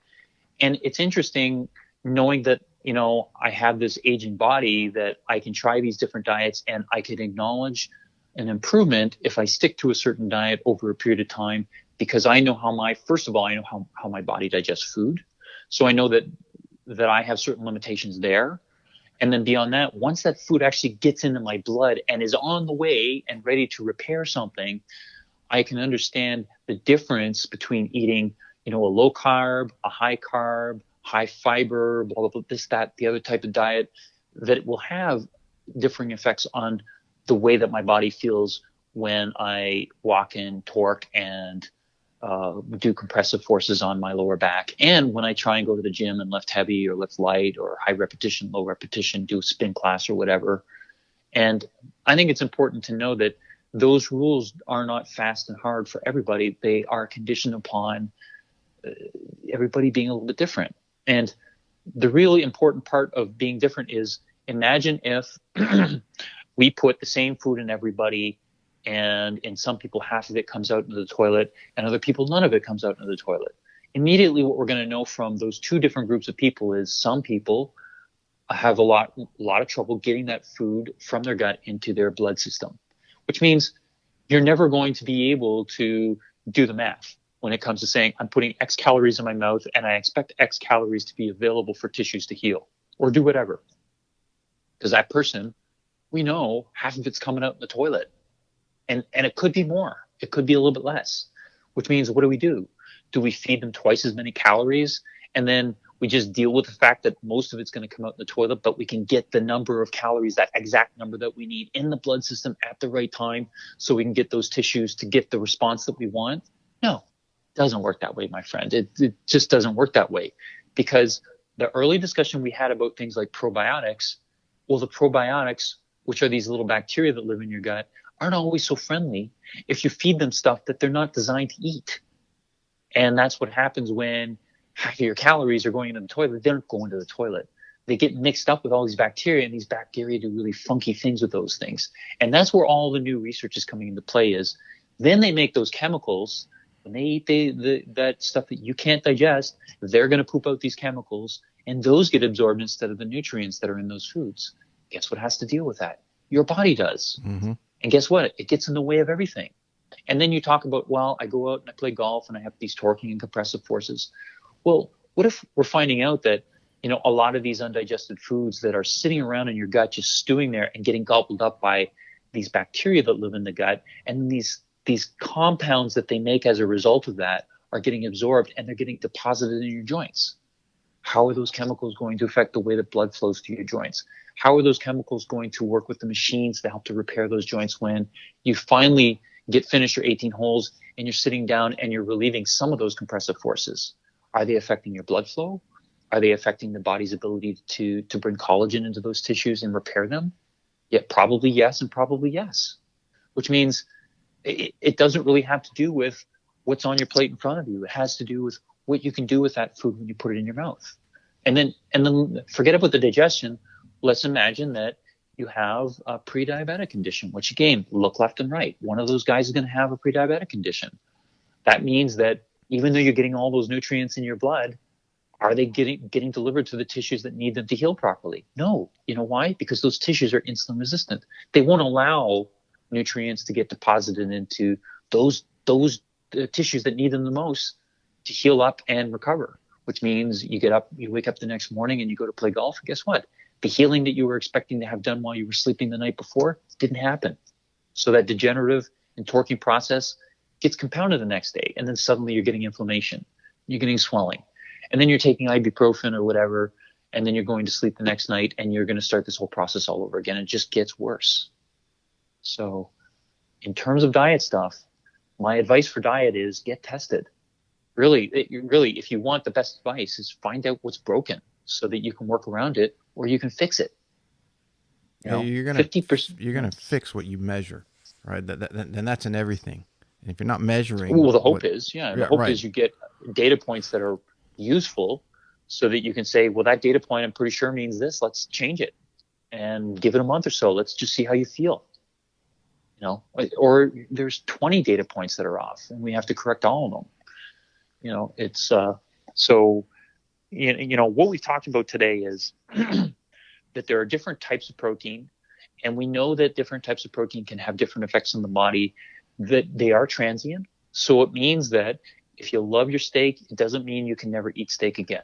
I don't want to ever deny you your guilty pleasures, because the protein in that steak will still help to heal your muscles. It will still help to fix parts of your body. But for a period of time after you eat it, you may be susceptible to less blood flow. And guess what? The blood flow that you're compromising might be to the tissue that's trying to get that protein. And then there's where you're potentially compromising yourself. So occasional consumption, I think, is fine.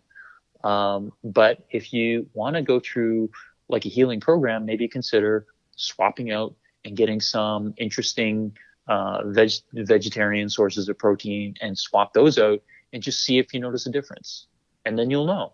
I can have my steak, but maybe when I, feel like my knees are not where they need to be, feel like my back's getting a little bit achy, maybe I need to swap some of those things out for a little while, give my body a chance to heal, because I've tried it before and it seems to help.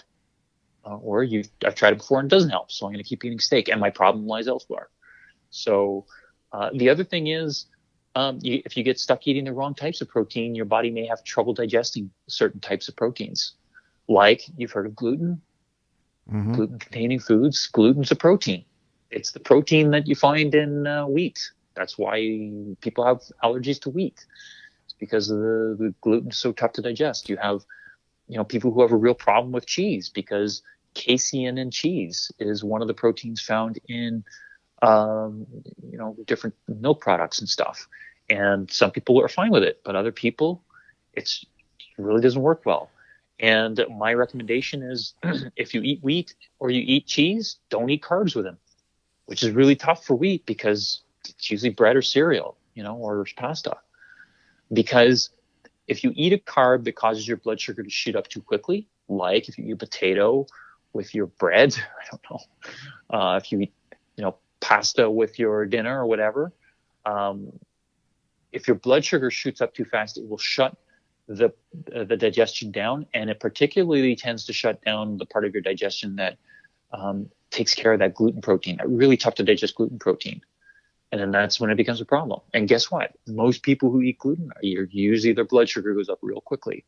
And that's one of the reasons why I think we can tie this reputation that gluten has as being a bad food is because most of the gluten that we eat is tied into pizza or pasta or bread or cereal, and they're all sugary foods. Isn't it is it gliatin? Yeah, gluten, gliadin. That's a part that's in the gluten that causes a lot of problems. Yeah. Especially for Celtic heritage, Northern Europeans, Eastern Europeans. I was reading it has a very sounds like me.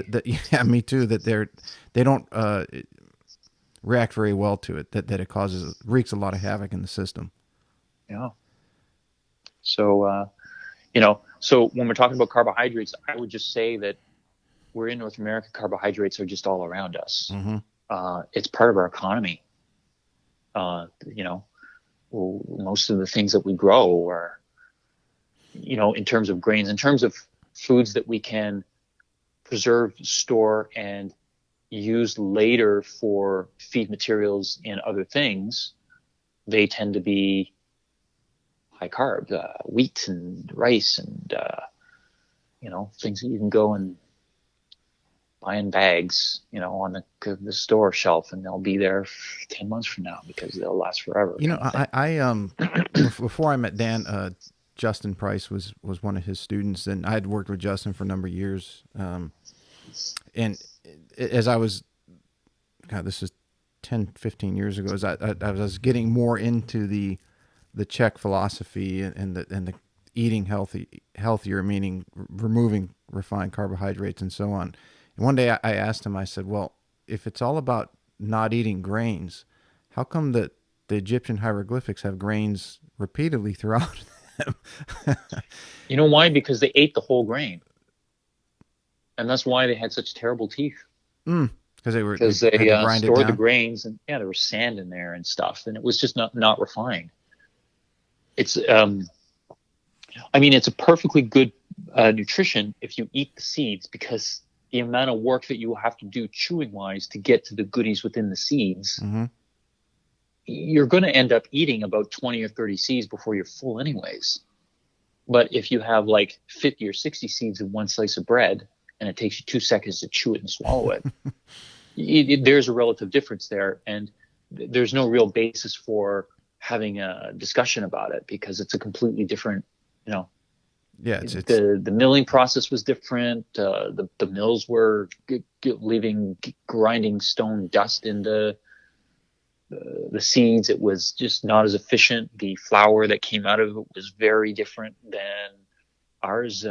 I don't even believe they were separating the husk from the actual the spermatic part of it, which is the, for lack of a better term, it's the starchy part. Yeah, and so they were eating whole grain bread. Even in Weston Price's book, Nutrition, Physical Degeneration, and they had mentioned that the people that were in the Alps when he went up there, that they were eating bread. I think one of their desserts, so to speak, was cream with bread, and and I had asked him about that, and he said, "Well, when they have the stone grinder in the middle of town, and people are grinding their own wheats or grains or what have you, it's completely different than the stuff that you're getting in a store today." It is completely different. Yeah. In a lot of different ways. In the constituents, it's different too, because when you're using a stone grinder or some kind of a mechanistic grinder that is not a steel mill grinder that we use in modern milling today, it doesn't generate anywhere near as much heat either. So all the vitamins and minerals and things like that that are heat sensitive, mainly the vitamins, they generally remain intact. So that they don't need to fortify. There doesn't need to be any addition. It's just it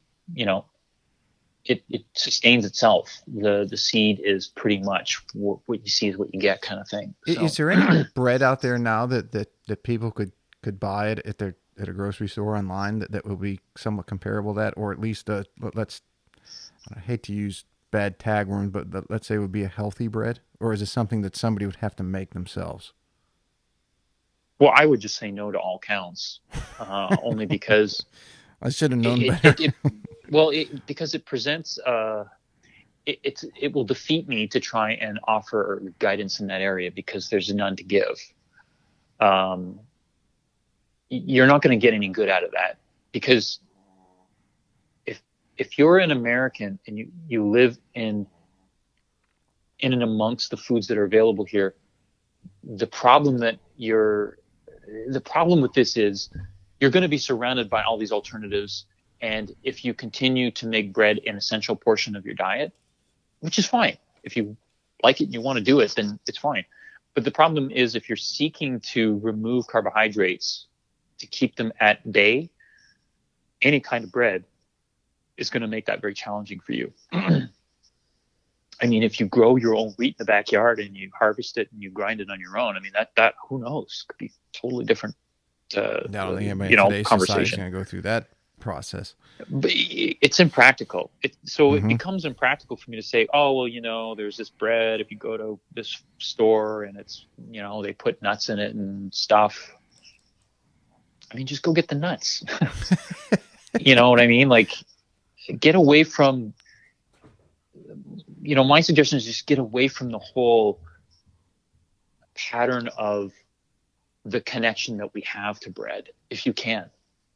Because what it will do is make you actively seek alternative ways to satisfy that part of your life with more healthy options, And I don't know offhand what those are going to be, because it could be different from one person to another. But it might mean I'm going to have eggs more than once a week instead, and I'll do that.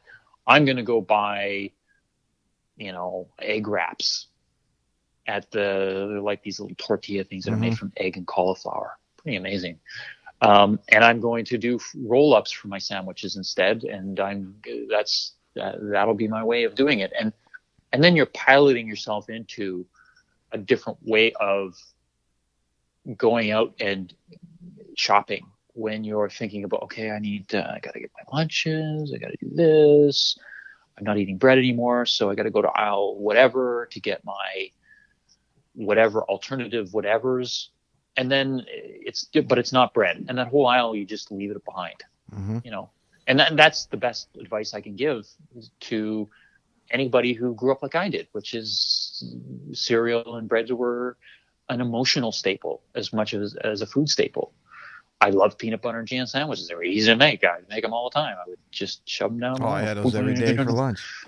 And because they were easy, and because I couldn't afford to go eat out or anything. I was like, whatever. And it just made my life easier to know that I could, even after college, I could go get a jar of peanut butter and a jar of jam and a loaf of bread, and didn't have to worry about spending all of my rent money on whatever. So, but there's just an emotion tied to it, because my mom and my dad made peanut butter and jam sandwiches a certain way when I was a kid, and that's how I liked it. And I had an emotional connection to that because it was a comfort food. And I had an emotional connection to eating cereal in the morning because it was easy and I loved it. But I can't do that. Can't do that anymore. So the idea of finding an alternative cereal and an alternative bread to me sounds like, okay, well, I'm just circling that emotional drain there. and I'm going to end up, rewarding myself one day and going getting that, Wonder Bread and Jiffy jam, Jiffy peanut butter. I don't know, whatever it was. And then suddenly I'm buying it every week and I'm back on that thing. So I just don't do it anymore. And I fill my cupboard with different things, and it helps to keep me away from, but I still enjoy I have them, found so. some cereal alternatives that I think I've sent you a number of them that seem to have limited carbohydrates. And I can't remember what the number is. Maybe it's like less than 2 grams of sugar per serving. Or Pete, would you be offended if I said, when you send me those things, I try not to even look at them because I'm afraid I might go out and buy them? well, I usually no, not I at do all. look at a lot of those things, but there's some things like the cereal thing. I did see something coming of it, and I thought, swipe up, like just get past it, because I know if I see it, it might trigger you to go the wrong way. Well, the problem with cereal for me is I never eat one bowl. I'm usually on 3 bowls before I'm like, my wrist is starting to hurt. The spoon to mouth thing. Okay, I should be full by now. And then I'm like, then I'm feeling stupid because I've just broken the rule in a different way. So for me, I have to be more measured about the choices I make, because I know that if I have an emotional attachment to a certain type of food, it doesn't mean that I'm going to cry if I don't have it kind of emotion. It's more like I have repetitive patterns attached to these things. Bowls of cereal come in 5s for me. It's just the way that I emotionally connected with eating cereal when I was growing up. I would just eat till I was full, and then I'd go off to basketball practice, and then I'd be playing basketball all day.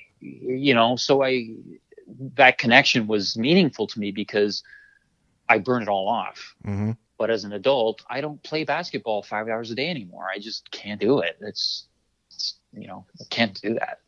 And so that and all these other things about being a certain age and enjoying different activities and things, that I can't budget my emotional eating patterns to those things anymore. I have to adjust them and be very thoughtful. Like, it's like, when you get a puppy dog, the puppy will just keep eating. And when it's really young and growing, it's like, yeah, well, it's growing, so just keep feeding it. I want my dog to grow healthy and big and happy or whatever. Yeah, they're regenerating machines. Yeah, but when they become an adult, unless you put a piece of steak in their dog bowl, they're going to only eat once a day, maybe twice, the crappy dog food that you put in their dog dish, because they don't even like it. They just eat when they're hungry. And by watching them, you kind of realize how different you are as an adult, because you have access to all these foods that you like. You don't eat naturally.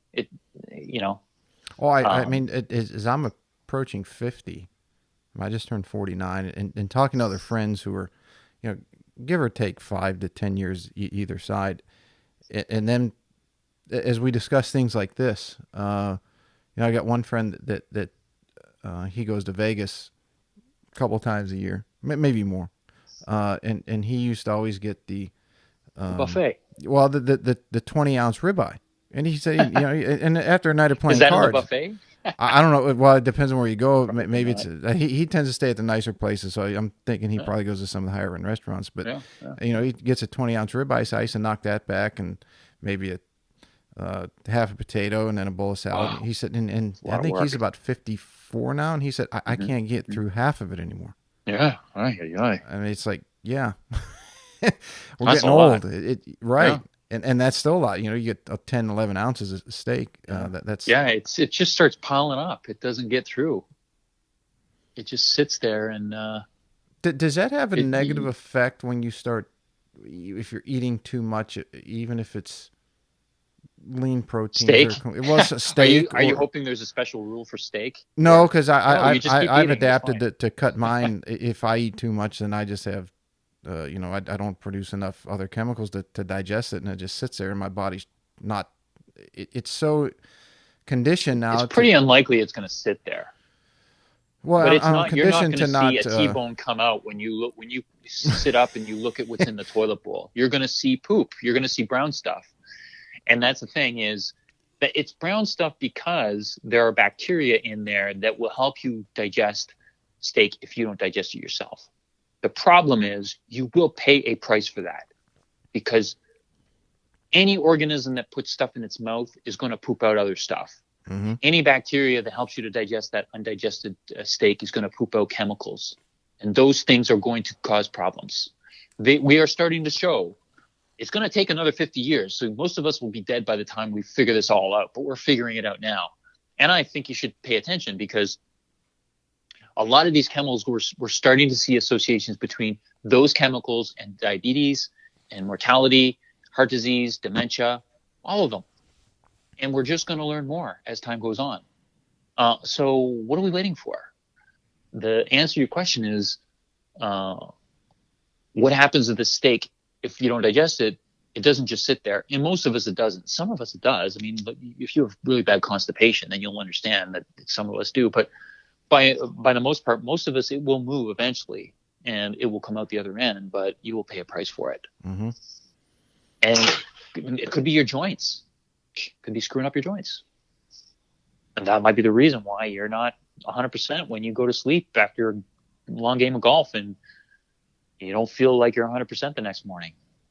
Well, my adaptation to that you got me on was, and I still do it to this day. And if I deviate from it too far, I can feel it almost within 10 to 30 minutes of eating, and that is. You mean when you eat too much? Well, not necessarily eat too much, but if I eat too much protein, it's hard for me to eat too many carbs, right? Because I'm eating salad, I'm eating the bean, that stuff fills you up, or tends to feel like it fills you up relatively quickly. But if I eat more than, let's say, that 4 ounces, or maybe I can push it to 5 if I was very active that day, of protein at dinner or at lunch and dinner, then I can feel that it feels like it takes, like, something sitting in my gut longer. It doesn't feel like it's moving through as quickly. If I knock it down to that 3.5 range, and I've even gone, let's say, I mean, I'll give the dog, if I have, the other night I had salmon. I think the butcher cut it to 6 ounces. So I said, okay, I can have half.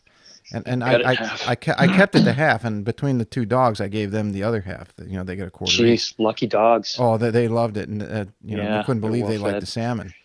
But I think your magic number there is 3 ounces, mm-hmm. and I think the magic number for a lot of people is 3. And I think science, the magic number seems to be revolving around 3, maybe even plus or minus 0.2, like 20 ounces, 20 grams of protein per meal sitting is ideal.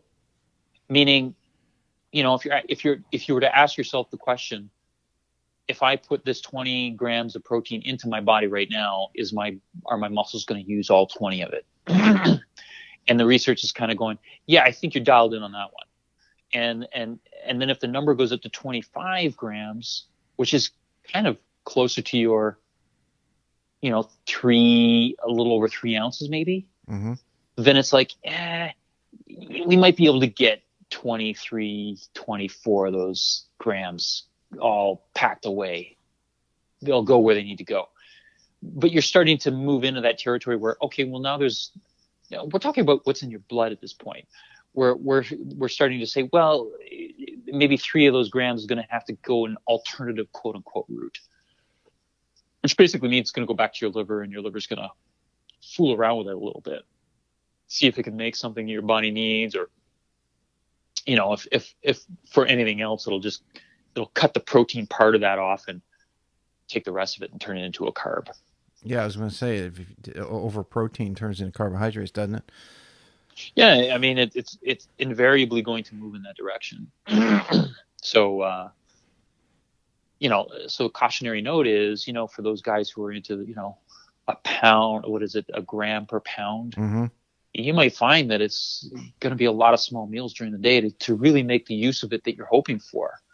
Otherwise, we're going to have to look 10 years from now, and we're going to say, well, what will be the product in 10 years from now of perhaps 70 grams of that protein, of that 200 grams that you're eating, being completely wasted? Where's it going to go?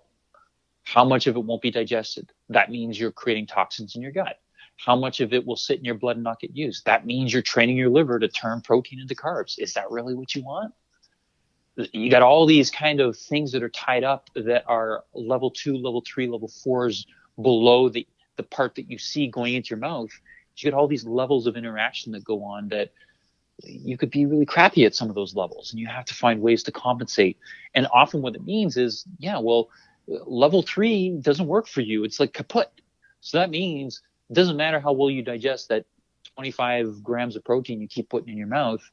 Ultimately, by the time it gets to level 3, you can only handle 15 of those grams. That means that, as a planner of diet, we have to re-educate your habits, even though your tongue and your brain says, oh, I want that one steak. I want 4 ounces of it. We're like saying, well, go ahead, but level 3 is not working, so you're going to pay for it. Yeah, and average like, steak is 12 to 14 ounces.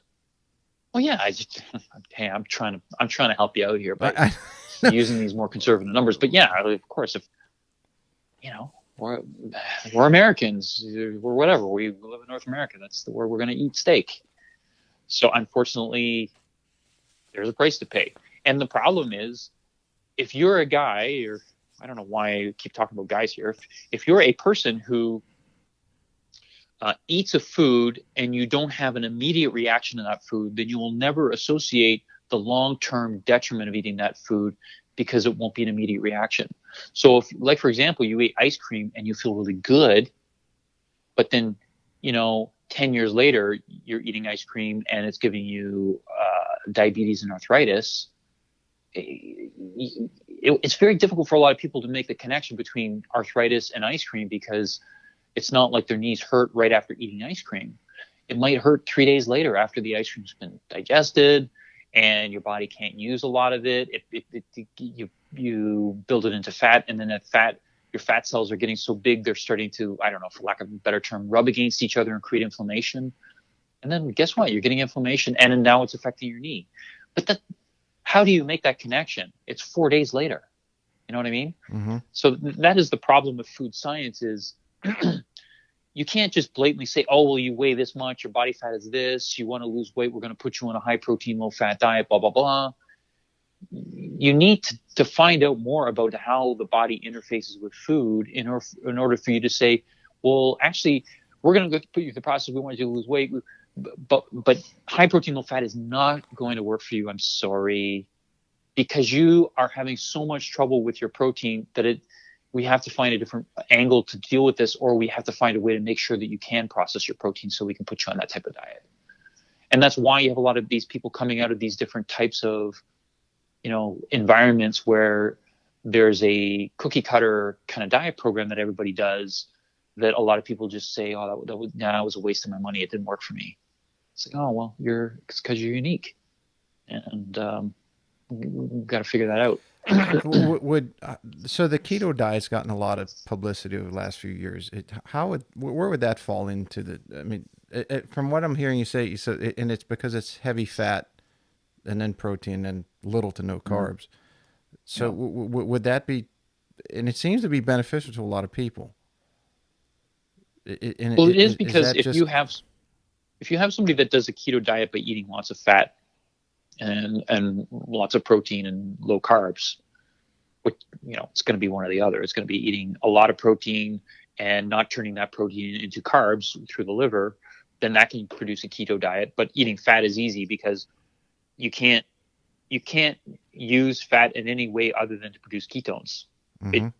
There's no useful way to do it other than just storing it. So it's a good strategy for helping to get the engines that burn fat working, because it basically says to your metabolism, well, it's either feed or famine, because I'm giving you fat and that's all you can use to burn calories, because there's no carbohydrate. And what'll happen is some of your tissues will go into what we call gluconeogenesis. Some of them can do that, but it's such an energy intensive process that you'll end up losing weight even if you do that. So it's a win-win situation for people who are trying to burn fat. But ultimately, keto is very good at that, because one, it opposes the normal trend of all the bad things that happen in the American diet.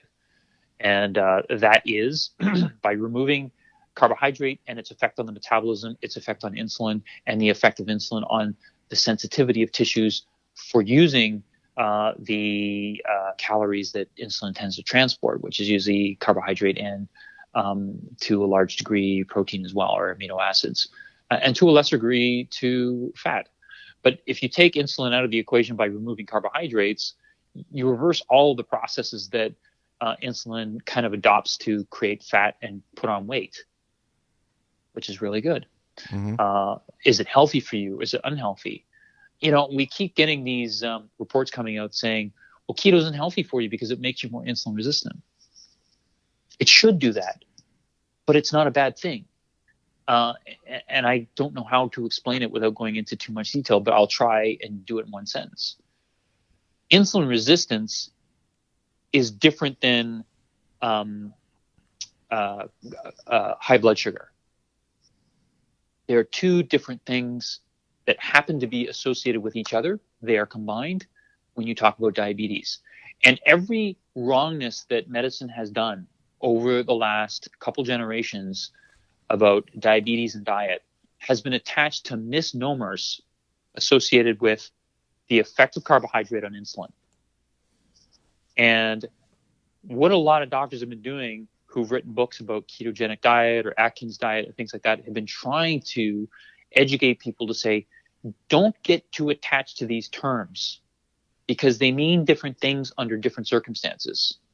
Insulin resistance, when you don't have any carbohydrate coming into your pie hole, means a very different thing than when you're eating carbohydrates every day. It means a very different thing. Insulin resistance basically means that the tissue is no longer making it easy for carbohydrate to make admission into the tissue. But when you're not eating carbohydrate, that issue doesn't matter. And actually, it's a very constructive process for when you're on a high-fat diet, because if you create more insulin resistance when you're on a high-fat diet, fat will still get burnt. Fat will still come out of the tissue to get used as energy. But it's just the way the tissues are reacting to the fact that there's no carbohydrate to work with. So what they're trying to do is they're trying to create a different environment so that they can keep the glycogen levels in the tissue as relatively close to where they want them to be. And that means that there's a certain degree of gluconeogenesis, which means that there's a certain degree of activity within the cells to try and make their own carbohydrates.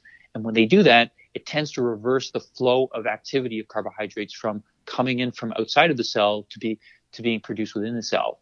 And that naturally is going to create what we call a state of insulin resistance, even when people aren't eating carbohydrates.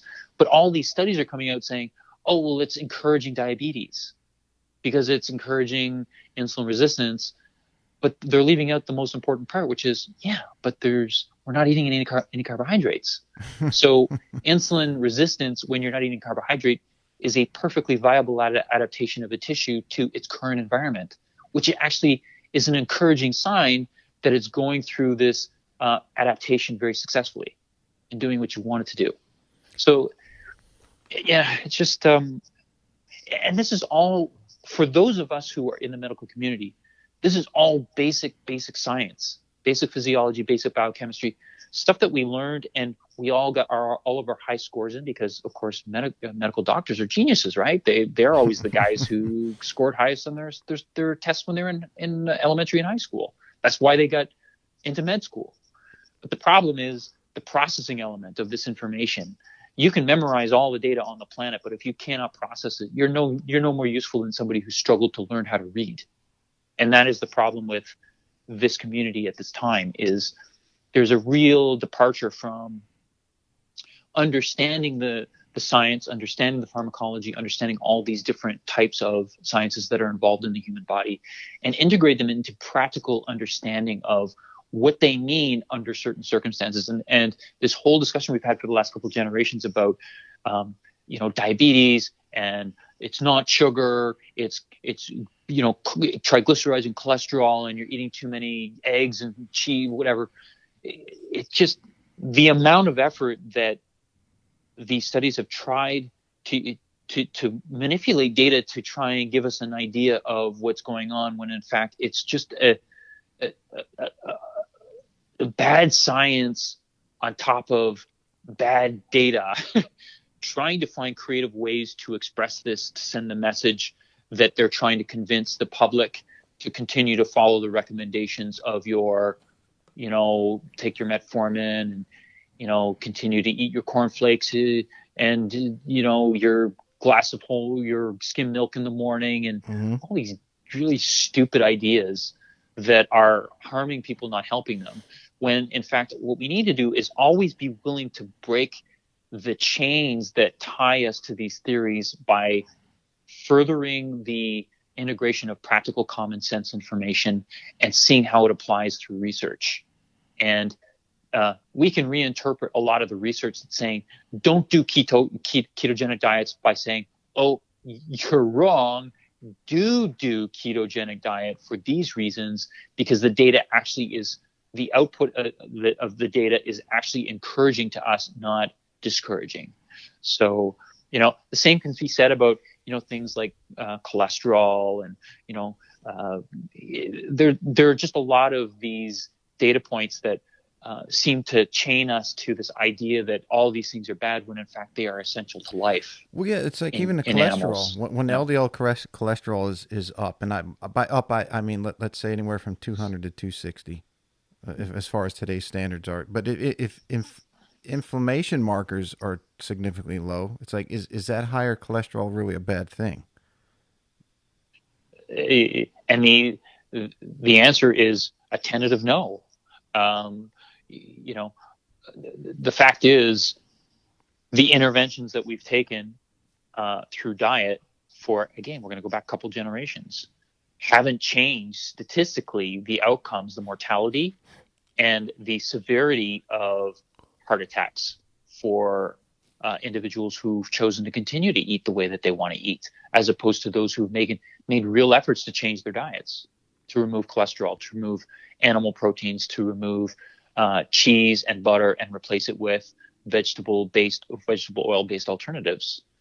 This was what we've been doing. This is what we continue to do, because nobody's come along to say we have definitive proof that A, this doesn't work, and B, this actually is counterproductive, and here's another way. This is what we want you to do, and the government's backing us.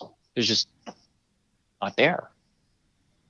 Because I think just there hasn't been enough information to say that another diet is better, and that may be perhaps due to the fact that we haven't poured the same quality and continuity of research into those alternatives that we have into, getting data from people who tried doing the eat margarine instead of butter and eat fish instead of beef and eat less animal fat and more vegetable fats.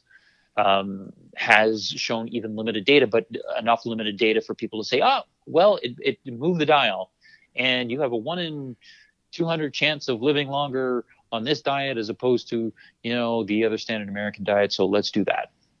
Yeah, well, that's kind of like gambling to me. And until it's not gambling, I'm not going to do it. Most of the eating, and as we talked about early on, that it is particular to each individual, but for the most part, a large thing that is a goal, I guess I lower can say. Carbs. Well, yeah, lower carbs, but huge. To reduce the inflammatory response within the entire bodily system. And in particular, I mean, as we talk about golf, because it's just slow, repetitive. I don't know about that. There's a lot of what we think are common sense assumptions to make about limiting inflammation. Inflammation is really important, and inflammation should be happening on a daily basis. Mm-hmm. Yes, inflammation is bad when it gets out of control. Imagine this.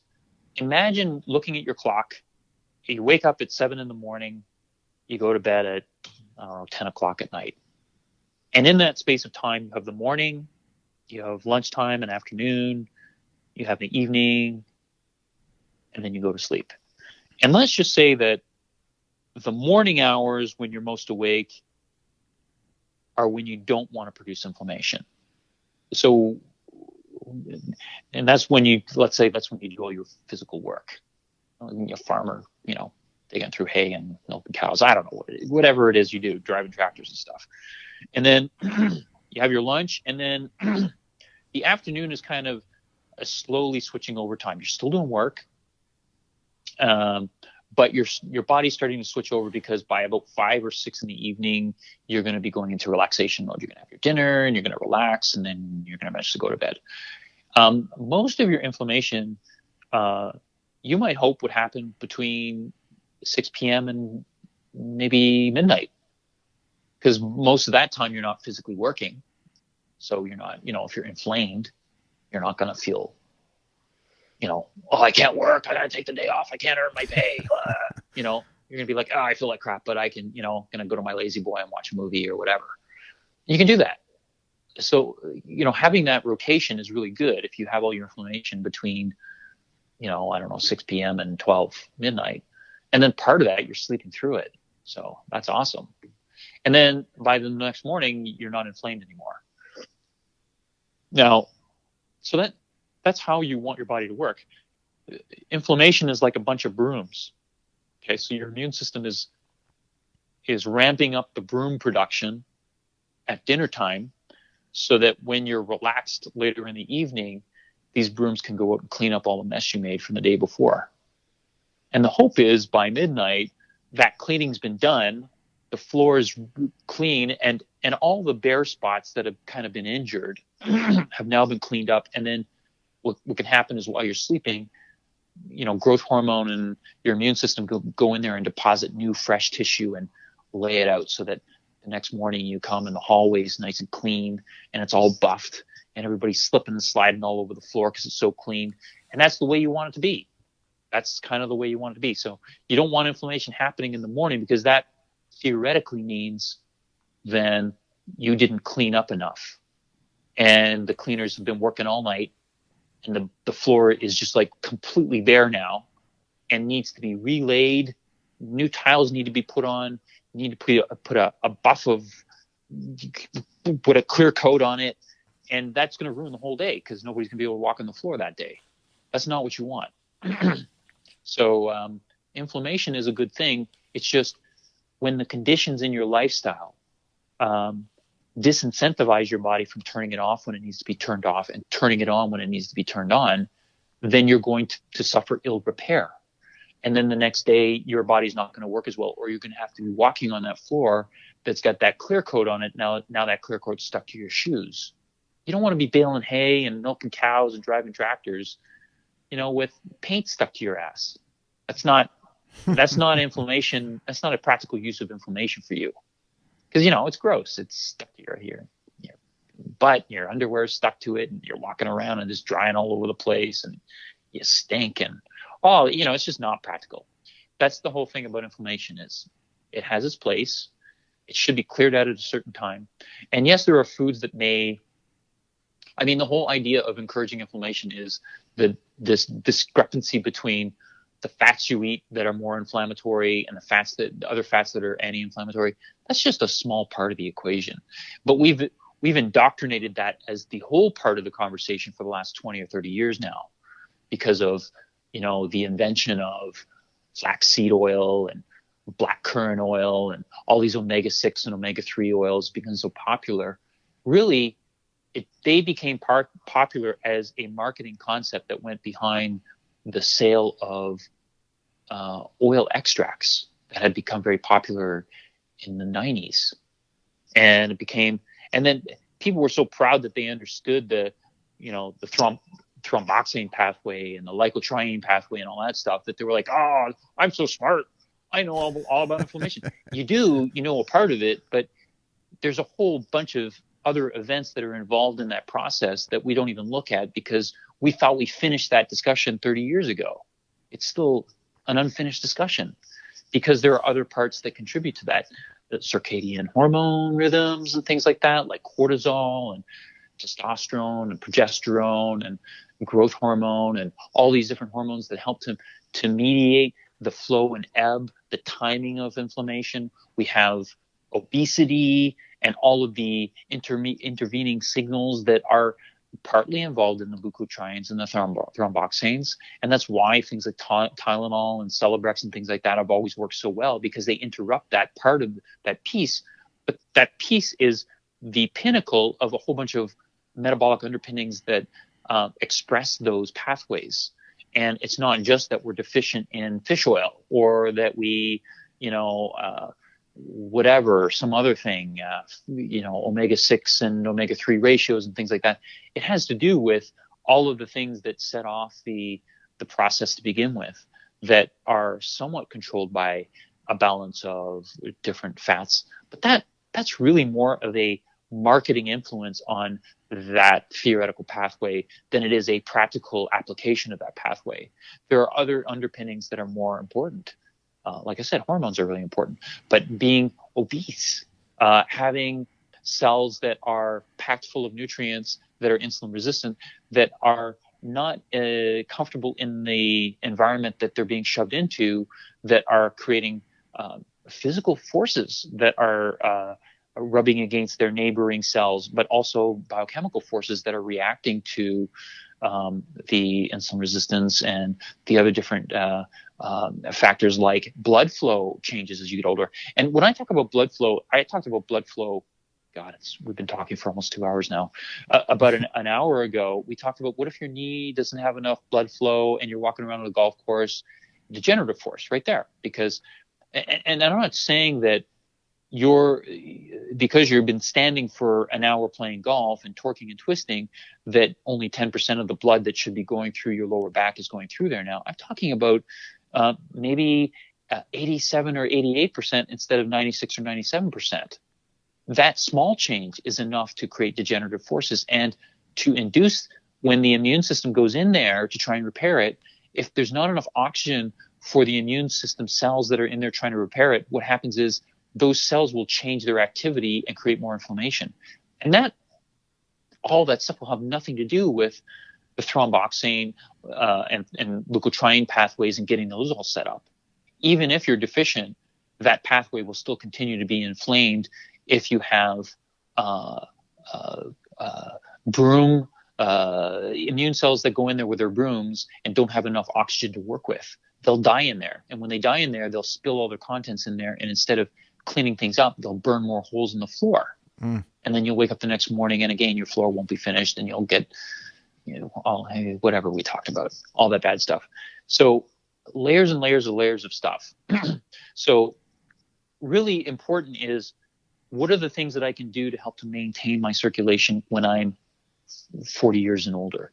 Because the golf pro that's 25 years old would never have even thought of those things, because he can go out there and play golf 24 hours a day, beer drunk and walking on his hands and spitting golf balls, and be able to wake up the next day after 24 hours straight and do it all over again. Right. And you at 50, forget that.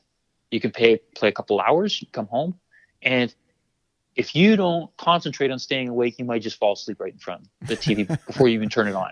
So there's just a different thing. And that's because of how the whole system of delivering blood changes as you get older. And a lot of the work that you have to do as you get older have to be conscious of how you can manipulate that. And it's work that you don't want to do. It'll be stuff that you don't want to do. Trust me. If if you're a male and you can identify with what I just said, you'll totally understand. If you're female, you might not, because women tend to be in better cardiovascular shape than most men at the same age. They have a bit more of an advantage. Most women do. They'll go do yoga and love it. And guys will be sitting in there like crying in the corner trying to do it, because it's just not, we're not built to do that. It's just not good. And cardiovascular stuff, I may be being a bit sexist here, but I think women generally have better potential to do aerobic activity at a moderate pace that is better for golfers than most men do. And most men hate doing it, but it's what you got to do. So, because it will keep your circulation going. So inflammation has its role. It's the chronic inflammation from all the shit that we've been talking about when you can't turn it off. Yeah. But that it won't be diet that will be the main force there. Well, no, that's not fair. Diet will potentially be a force that will affect circulation. And I believe that ultimately circulation, limits in circulation to tissues that have undergone the most wear and tear and have the most scar tissue, which will be that old injury that you had from that knee thing that happened when you're in high school. It'll be from sitting in your chair all day and then going and playing golf all day and just grinding and grinding on your lower back, there's going to be years worth of scar tissue in there. And where there's scar tissue, you're going to have trouble getting blood through there. It won't be 100% blood flow. It'll be low 90s. And that'll be enough to, it's not like you're putting it's not like you're putting cholesterol in your mouth and it's causing inflammation. You may be putting cholesterol in your mouth along with the pizza that you're eating, because that's where the cheese is, and causing blood sugar stuff. And that will cause damage to your circulatory system, and that will further the degenerative forces. And guess what? Guys eat worse than women do. Guys eat more crap than women do. Guys eat larger volumes of crap than most women do.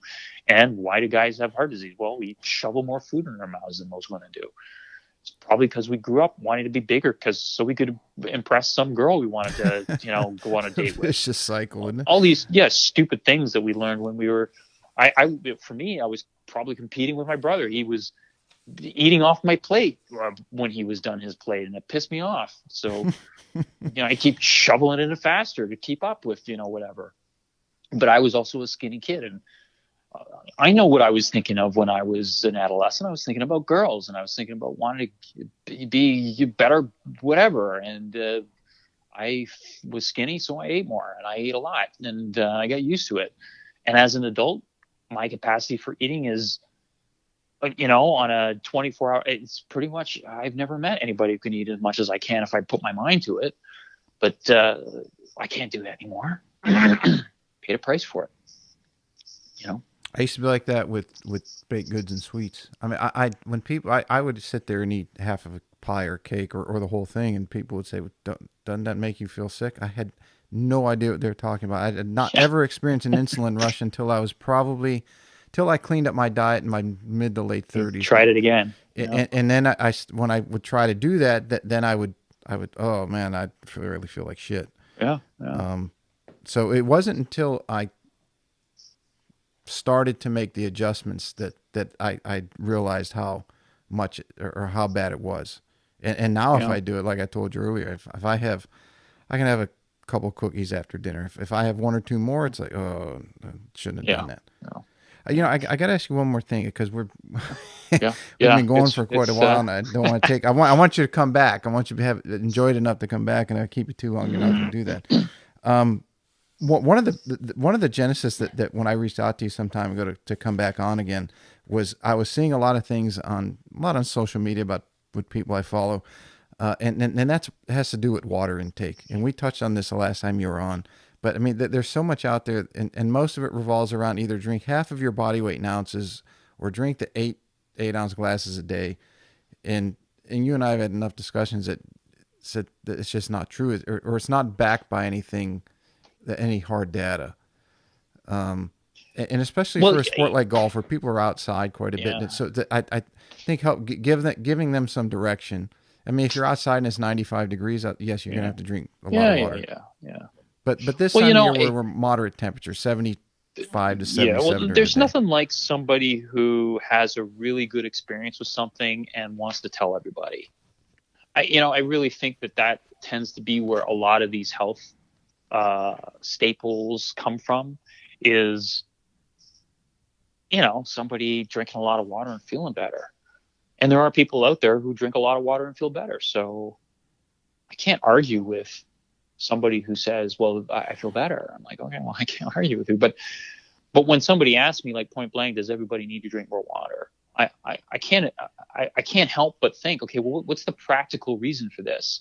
Like, how in human evolution would this have made sense? I mean, you could go far enough back and say, well, we used to be fish. And I'd be like, well, I guess I can't argue against that. It's true. But if we kind of look at the trail of evolution in the last maybe million of years or so,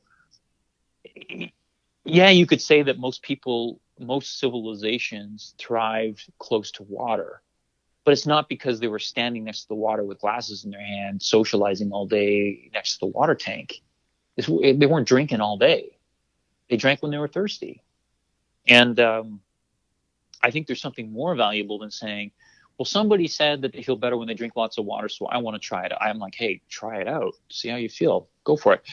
But in terms of reasoning, I would say it's better to reason that the body kind of knows how much water it needs.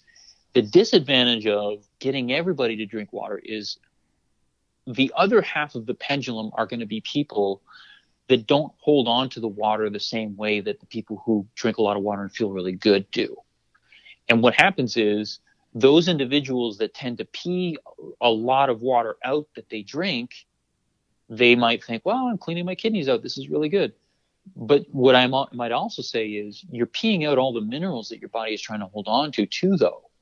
It won't happen after 1 or 2 glasses of water, but maybe after the 6th or 7th glass of water, you might find that you're not feeling as good because while your body is trying to figure out how to balance all of this water equation that you're putting into it, it has to exchange something to get something to happen. So that water that leaks out of you, some of it has to be brought back in and other has to be left over. And what happens is you may be losing more minerals than you're putting in when you're drinking that water, trying to make yourself feel better. And over the long term, that is a detriment.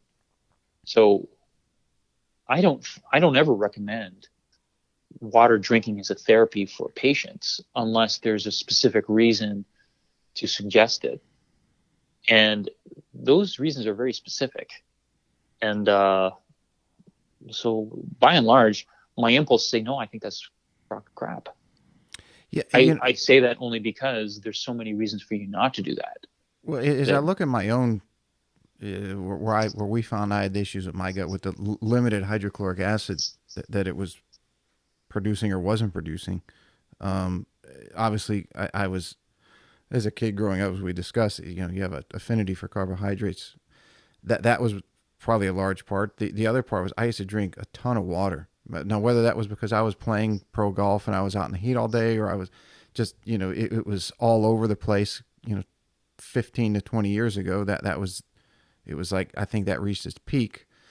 Every trainer, every therapist, everybody was telling you drink more water. And, I'd sit there and drink. And then even drinking a lot of water when you're eating dinner, I as far as some of the things I've read say, that could be a problem if you have an acid deficiency. Because that's all that's going to do is wash the acid out, and it's not going to digest the food properly. So yeah, as I've reduced water consumption, I've actually felt better. Now I have tended to go the other way where I'll start to cramp up a little bit, and it's like, okay, you better start drinking some more. Yeah. But I've also been doing saunas 3 days a week. And the interesting thing is when you say drinking water makes you cramp up less, maybe it's helping to increase your blood volume, which is allowing blood to flow to those areas that cramp so that you're not getting cramping. Mm-hmm. So in that sense, that may be a benefit, but it also may just be saying, okay, well, rather than pumping more water into your system, we need to find a way to dilate those arteries a little bit more so that they can allow more blood flow to go through those tissues to allow to clear them out more. So that they don't, and to bring more nutrition to them so that they don't cramp so much. And then that again, then it's not a water issue anymore. It's a vasodilation, vasocontraction, vasoconstriction issue. And that's more of a mechanistic thing that is coincidentally helped short term by drinking more water. But, I just say, my word of thumb is, drink when you're thirsty, and maybe you'll have lots of water available if you're going to be stuck in sweltering hot weather. I mean, that's just common sense. Well, where I started cramping up, and you go hiking 6 miles in one day up and down mountains, 1.5 miles each way, and there you go. You don't drink enough, and then you're sitting on the sofa that night, and all of a sudden your hamstring just locks up on you. Like, hey, you're supposed to drink after you had that big steak. No, I kept it limited. I've learned my lessons the hard way. Not as often anymore, but I still learn them. Yeah. It is always a pleasure. Yeah, I hope that we answered some. I know it. I never give direct answer to questions, and I know that some people don't like hearing, "Oh, it's complicated," but it is sometimes, and individuality is important. And I think a good doctor who really loves their craft wants to learn more about how to treat individuals rather than just put up their sign and say weight loss here and just set up a conveyor belt, Well, as I said, I think that the technology has shown it across the spectrum of fields in today's world that we knew what we were all different going back some time ago, but that you do need specialization because the healthcare system, the way it is, at least in this country, is broken. It's not working, and people are not getting healthy. They're following the protocols and getting worse. So yes, it is coming down to specialization and what is each individual's recipe. And not only that, but what is the recipe going forward? Because the body and you are going to adapt. You're going to change. Age, eating better, eating cleaner, all these things is going to change you. And then how does that adapt with as your body ages over time? And they have to get with somebody like you to constantly, not constantly meaning monthly, but yearly, do your testing and find out exactly what you need.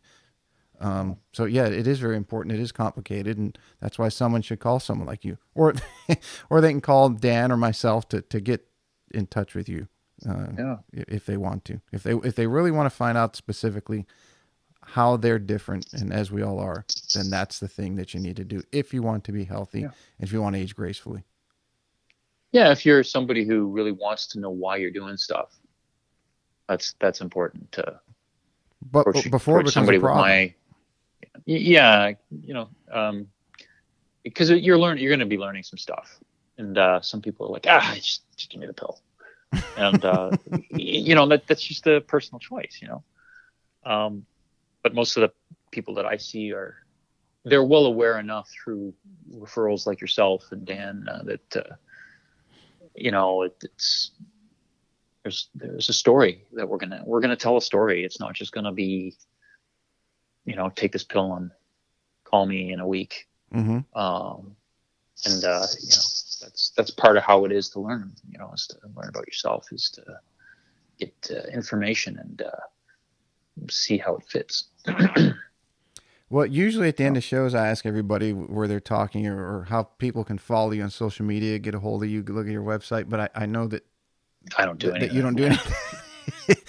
So if somebody does want to get a hold of you, that y'all can do it through me, through the website. All the info's in there. You can email me, text me, whatever. I'll get you in touch with Doc and he'll get you right, as he does with many. It's been a pleasure, Doc. I look forward to catching up with you again when those tests come in, and we'll let you know. Keep getting me on the better health path. You gotcha. Great. You have a wonderful night. Yeah, you too. All right, everybody. Thank you so much for listening to today's show. If you enjoyed it, you can find more information on today's episode and other topics at golf360.blog. There you'll find the show notes and links related to this episode, as well as any other episode that we've done so far to date. If you're interested in improving your game and would like to learn more from yours truly by taking a private lesson, a half-day or multi-day school, club or putter fitting, you can reach me through the blog site or by email, pete@golf360.blog. So some of you may be asking, what is the golf paradigm? All you have to do is click on the homepage while on my blog site to discover how you can start playing better than you ever thought possible. Or you can simply sign up, again, on the blog page for my instructional videos where I give regular tips on all areas of the game to include the swing, club design and fitting, health, fitness and nutrition, the mental aspects, and equally as important, the integration of all those things together. I'm also on social media, and you can find me at The Golf Paradigm. That's PARADIGM. And I'm on Facebook, Instagram, and Twitter. And don't forget to subscribe to my YouTube channel, also under the same name, The Golf Paradigm. Facebook is usually the best way to reach me for questions and or comments, and I look forward to hearing what all of you have to say. This podcast is brought to you in part by Old South Golf Links. A short ride across a bridge from Hilton Head Island is one of the area's finest golf courses and a hidden treasure.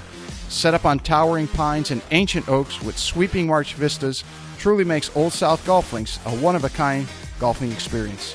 The Clyde Johnson design was named one of the top 10 new public courses when it opened, and it also takes full advantage of the natural beauty of the Low Country. Old South is a fun and unique challenge for golfers of every skill level and a favorite of both locals and visitors. Whether it's your first time here or you're a regular, you'll be treated and feel like family. From the bag drop to check-in at the fully stocked pro shop with both men's and women's apparel, to breakfast or lunch before or after your round, the staff is always ready and willing to help. Experience for yourself why Old South is one of the premier golf courses in the Hilton Head area and why it will quickly become a favorite of yours too. Visit them in person or online at www.oldsouthgolf.com, or to make it tee time, simply call the Pro Shop at 843-785-5353.